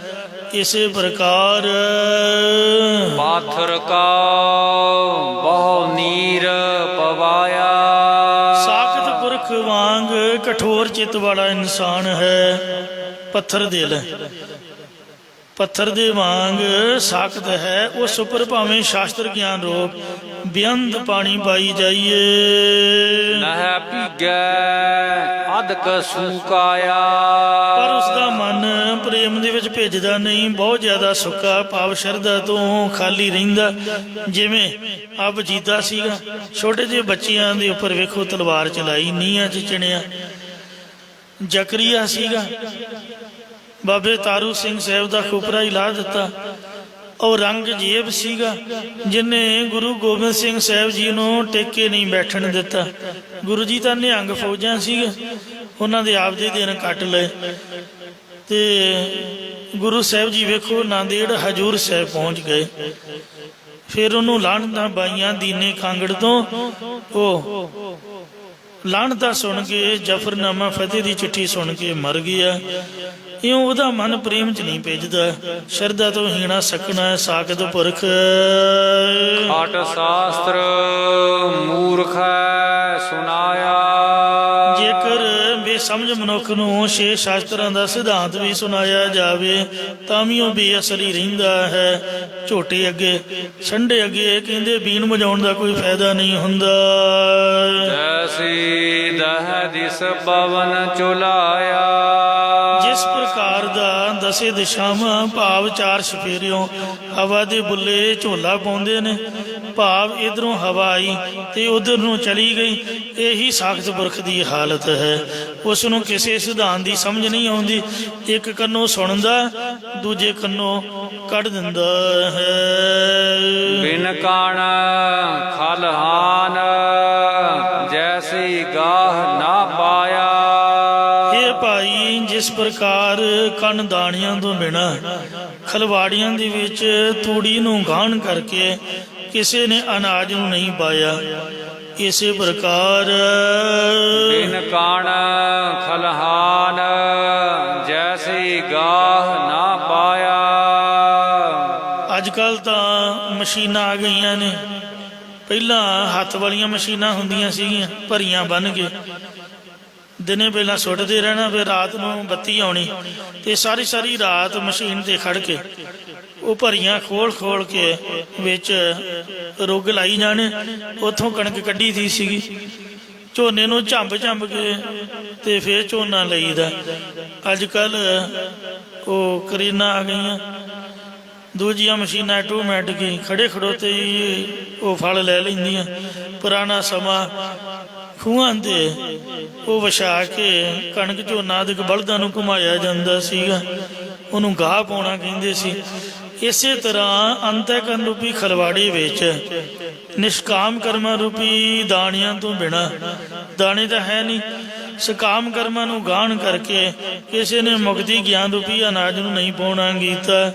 ਇਸੇ ਪ੍ਰਕਾਰ ਬਿਨ ਕਾਣ ਖਲਹਾਨ ਜੈਸੀ ਗਾਹ ਨਾ ਪਾਇਆ। ਜੇਕਰ ਖਲਵਾੜੀਆਂ ਅੰਦਰ ਦਾਣਿਆਂ ਬਿਨਾਂ ਪਾਈ ਹੋਈ ਤੂੜੀ ਨੂੰ ਗਾਉਣਾ ਪਾ ਛੱਡੀਏ ਤਾਂ ਉਸ ਵਿੱਚੋਂ ਕਿਸੇ ਨੇ ਕੋਈ ਅਨਾਜ ਪ੍ਰਾਪਤ ਨਹੀਂ ਕੀਤਾ ਹੈ। ਇਸੇ ਪ੍ਰਕਾਰ ਬਿਨ ਕਾਣ ਖਲਹਾਨ ਜੈਸੀ ਗਾਹ ਨਾ ਪਾਇਆ। ਹਿਰਦੇ ਰੂਪ ਖਲਵਾੜੇ ਵਿੱਚ ਬ੍ਰਹਮ ਗਿਆਨ ਰੂਪ ਦਾਣਿਆਂ ਤੋਂ ਬਿਨਾਂ ਵਿਅਰਥ ਸਾਧਨਾ ਰੂਪ ਗਾਣ ਪਾਣ ਕਰਨ ਨਾਲ ਪਰਲੋਕ ਵਿੱਚ ਮੁਕਤੀ ਰੂਪ ਅਨਾਜ ਪ੍ਰਾਪਤ ਨਹੀਂ ਹੁੰਦਾ। ਤਿਉ ਸਾਖਤ ਤੇ ਕੋ ਨਾ ਬਰਸਾਇਆ। ਜੇ ਤੁਸੀਂ ਪੁੱਛੋ ਵੀ ਕੋਈ ਸਾਖਤ ਦੀ ਉਦਾਹਰਨ ਦਿਓ, ਅੱਜ ਕੱਲ੍ਹ ਕਿਹੜਾ ਸਾਖਤ ਹੈ? ਆ ਸਰਸੇ ਵਾਲਾ, ਨਾ ਘੋਨਿਆਂ ਮੋਨਿਆਂ ਜੋ ਨਾ ਸਿੱਖਾਂ ਜੋ, ਪਤਾ ਨਹੀਂ ਬਿੱਜੂ ਜਿਹਾ ਹੈ ਕਿਸ ਤਰ੍ਹਾਂ ਦਾ, ਮੈਨੂੰ ਤਾਂ ਸਮਝ ਨਹੀਂ ਆਉਂਦੀ। ਇੱਕ ਤੇ ਬੰਦਾ ਹੁੰਦਾ, ਇੱਕ ਜਨਾਨੀ ਹੁੰਦੀ, ਇੱਕ ਖੁਸਰਾ ਹੁੰਦਾ। ਇਹ ਕੋਈ ਵੀ ਜਾਤ ਨਹੀਂ ਹੈ। ਇਹ ਖੋਤਾ ਹੁੰਦਾ, ਇੱਕ ਘੋੜਾ ਹੁੰਦਾ, ਇੱਕ ਖੱਚਰ ਹੁੰਦੀ ਹੈ। ਸਿਰ ਜਿਹਾ ਖਿਲਾਰਿਆ ਹੋਇਆ ਕਮਲਿਆਂ ਵਾਂਗੂ ਨੱਚਦਾ ਗਾਉਂਦਾ ਸੀਗਾ। ਆ ਜਿੰਨੀਆਂ ਕਾਲੀਆਂ ਕਰਤੂਤਾਂ ਲੋਕ ਕਰਦੇ ਨੇ, ਸਾਰੀ ਸੂਈ ਸਰਸੇ ਵਾਲੇ ਤੇ ਜਾਂਦੀ ਹੈ। ਬੰਦਾ ਪੁੱਛੇ ਸਾਡੇ ਨਾਲ ਕੋਈ ਗੱਲ ਕਰੇ, ਉਹਦੇ ਘਸੁੰਨ ਜੜੀਏ, ਮਾਰ ਕੇ ਥੱਪੜ ਉਹਦਾ ਜਵਾੜਾ ਖੇੜੀਏ। ਮਹਾਰਾਜ ਸੱਚੇ ਪਾਤਸ਼ਾਹ ਗੁਰੂ ਗ੍ਰੰਥ ਸਾਹਿਬ ਨੇ ਤੁਹਾਡਾ ਕੀ ਵਿਗਾੜਿਆ? ਮੂਰਖੋ, ਸੱਚੇ ਸੁੱਚੇ ਗੁਰੂ ਮਹਾਰਾਜ ਪਵਿੱਤਰ ਕਿੰਨੀ ਉੱਚੀ ਸੁੱਚੀ ਬਾਣੀ ਹੈ। ਸਾਖਤ ਕਿਰਤ ਕਾਨੀ ਦਾ ਹੋਰ ਕੀ ਹੈ। ਸਿੱਖਾਂ ਦਾ ਮੁੰਡਾ ਪਿਓ ਮਰ ਗਿਆ ਤੇ ਮਾਂ ਬਾਬੇ ਕੋਲ ਚਲੀ ਗਈ, ਮਾਫ ਕਰਨਾ। ਦਮਦਮਾ ਸਾਹਿਬ ਤੋਂ 5 ਗ੍ਰੰਥੀ ਪੜ੍ਹੀ ਆ। ਜੋ ਦਮਦਮਾ ਸਾਹਿਬ ਬਾਬੇ ਅਤਰ ਸਿੰਘ ਮਸਤਵਾਣੇ ਵਾਲਿਆਂ ਦਾ ਵਿਦਿਆਰਥੀ, ਉਹ ਵਿਦਿਆਲਾ ਚੱਲਦਾ, 5 ਗ੍ਰੰਥੀ ਸੰਥਿਆ ਕੀਤੀ ਮੂਰਖ ਨੇ।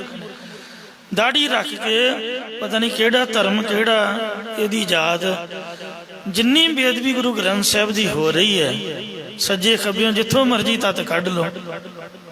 ਵਕਤ ਪਾਇਆ ਹੋਇਆ ਸਿੰਘਾਂ ਨੂੰ, ਸੰਗਤਾਂ ਨੂੰ, ਕਿਤੇ ਚੈਨ ਨਾ ਟੇਕੇ ਬਹਿਣ ਨਹੀਂ ਦਿੰਦੇ। ਜਿੱਥੇ ਕੇਸਗੜ੍ਹ ਸਾਹਿਬ ਕਿਸੇ ਨੇ ਬੀੜੀ ਸੁਲਗਾਈ, ਉਹ ਵੀ ਇਹਨਾਂ ਦਾ ਹੀ ਚੇਲਾ ਸੀ, ਉਹਦਾ ਪਿਓ ਜਿਹਨੇ ਇਹ ਕੰਮ ਕੀਤਾ, ਉਹਦਾ ਪਿਓ ਇਹਨਾਂ ਦੀ ਪ੍ਰਚਾਰ ਕਮੇਟੀ ਦਾ ਮੈਂਬਰ। ਕਿੰਨੀ ਵੇਖੋ ਕੁੱਟ ਪਈ, ਸਰਕਾਰ ਨੇ ਬੁਰੇ ਹਾਲ ਕਰ ਸੁੱਟੇ। ਲੋਕਾਂ ਨੂੰ ਅਕਲ ਨਹੀਂ ਆਉਂਦੀ, ਪਤਾ ਨਹੀਂ ਪਿਤਾ ਜੀ ਸਗਾ ਪਿਓ ਛੱਡ ਕੇ ਤੇ ਆਪਾਂ ਕਿਹਨੂੰ ਪਿਓ ਬਣਾਇਆ ਹੋਇਆ ਹੈ। ਕਿੰਨੀ ਸ਼ਰਮ ਦੀ ਗੱਲ ਹੈ ਸਾਡੇ ਪੰਜਾਬੀਆਂ ਵਾਸਤੇ। ਉਹਨੇ ਧੀਆਂ ਭੈਣਾਂ ਦੀ ਇੱਜ਼ਤ ਨਾਲ ਖਿਲਵਾੜ ਕੀਤਾ। ਇਹੋ ਜਿਹੇ ਬੰਦੇ ਨੂੰ ਸ਼ਰੇਆਮ ਚੌਂਕ 'ਚ ਖਿਲਾਰ ਕੇ ਗੋਲੀ ਮਾਰ ਸੁੱਟੋ। ਮੈਨੂੰ ਮਾਫ ਕਰਨਾ, ਆਪਾਂ ਕਿਸੇ ਦਾ ਬੁਰਾ ਨਹੀਂ ਚਾਹੁੰਦੇ ਗੁਰਦੁਆਰੇ ਬੈਠ ਕੇ, ਪਰ ਜਿਹੜਾ ਗੁਰਦੁਆਰੇ ਦਾ ਬੁਰਾ ਕਰਦਾ ਹੈ ਉਹਦੇ ਲਈ ਕੀ ਸਜ਼ਾ ਹੋਣੀ ਚਾਹੀਦੀ ਹੈ। ਮਹਾਰਾਜ ਨੇ ਤਾਂ ਬੋਲਣਾ ਨਹੀਂ, ਉਹਦਾ ਤਤੀ ਤਵੀ ਤੇ ਬੈਠ ਕੇ ਤੇਰਾ ਕੀ ਆ ਮੀਠਾ ਲਾ ਕੇ ਸ਼ਬਦ ਪੜ੍ਹ ਗਏ। ਪਰ ਗੁਰੂ ਹਰਗੋਬਿੰਦ ਸਾਹਿਬ ਨੇ ਤਾਂ ਨੱਕ 'ਚ ਨਕੇਲ ਪਾਈ ਨਾ। ਤੇ ਇਸ ਵਾਸਤੇ ਇਹੋ ਜਿਹੇ ਸਾਕਤ ਮੂਰਖ ਬੰਦੇ ਅੱਜ ਵੀ ਦੁਨੀਆ 'ਚ ਬੈਠੇ ਹੋਏ ਨੇ, ਜਿਨ੍ਹਾਂ ਨੂੰ ਚਪੇੜਾਂ ਤੇ ਕਸੂਨਾਂ ਦੀ ਘਾਟ ਹੈ।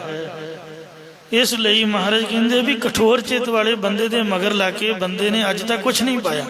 ਜੇ ਤੁਸੀਂ ਕਹੋ ਵੀ ਉਹ ਸਾਬਣ ਵਾਲੀ ਫੈਕਟਰੀ ਚਲਾਉਂਦਾ ਸੀ, ਉਹ ਮਕਾਨ ਬਣਾ ਕੇ ਦਿੰਦਾ ਸੀ, ਕਬੂਤਰਾਂ ਨੂੰ ਚੋਗਾ ਪਾ ਕੇ ਫੜਨ ਦੀ ਤਰ੍ਹਾਂ ਦੁਨੀਆ ਨੂੰ ਵਰਗਲਾਉਣ ਦਾ ਇੱਕ ਤਰੀਕਾ ਹੈ ਇਹਨਾਂ ਲੋਕਾਂ ਦਾ। ਵੋਟ ਲੈਣੀ ਹੋਵੇ ਤੇ 500 ਰੁਪਇਆ ਘਰ ਦੇ ਕੇ ਜਾਂਦੇ ਲਿਫਾਫੇ 'ਚ ਪਾ ਕੇ, ਵੀ ਬਾਬਾ ਜੀ ਸਾਡੀ ਅਰਦਾਸ ਕਰ ਦਿਓ। ਬੰਦਾ ਪੁੱਛੇ ਅਰਦਾਸ ਤਾਂ ਗੁਰਦੁਆਰੇ ਹੋਣੀ, ਉੱਥੇ ਜਾ ਕੇ ਕਰਾਓ। ਨੋਟ ਦਿਖਾਉਣਗੇ ਵੀ ਬੰਦਾ ਲਾਲਚ ਜਾ ਜਾਏ।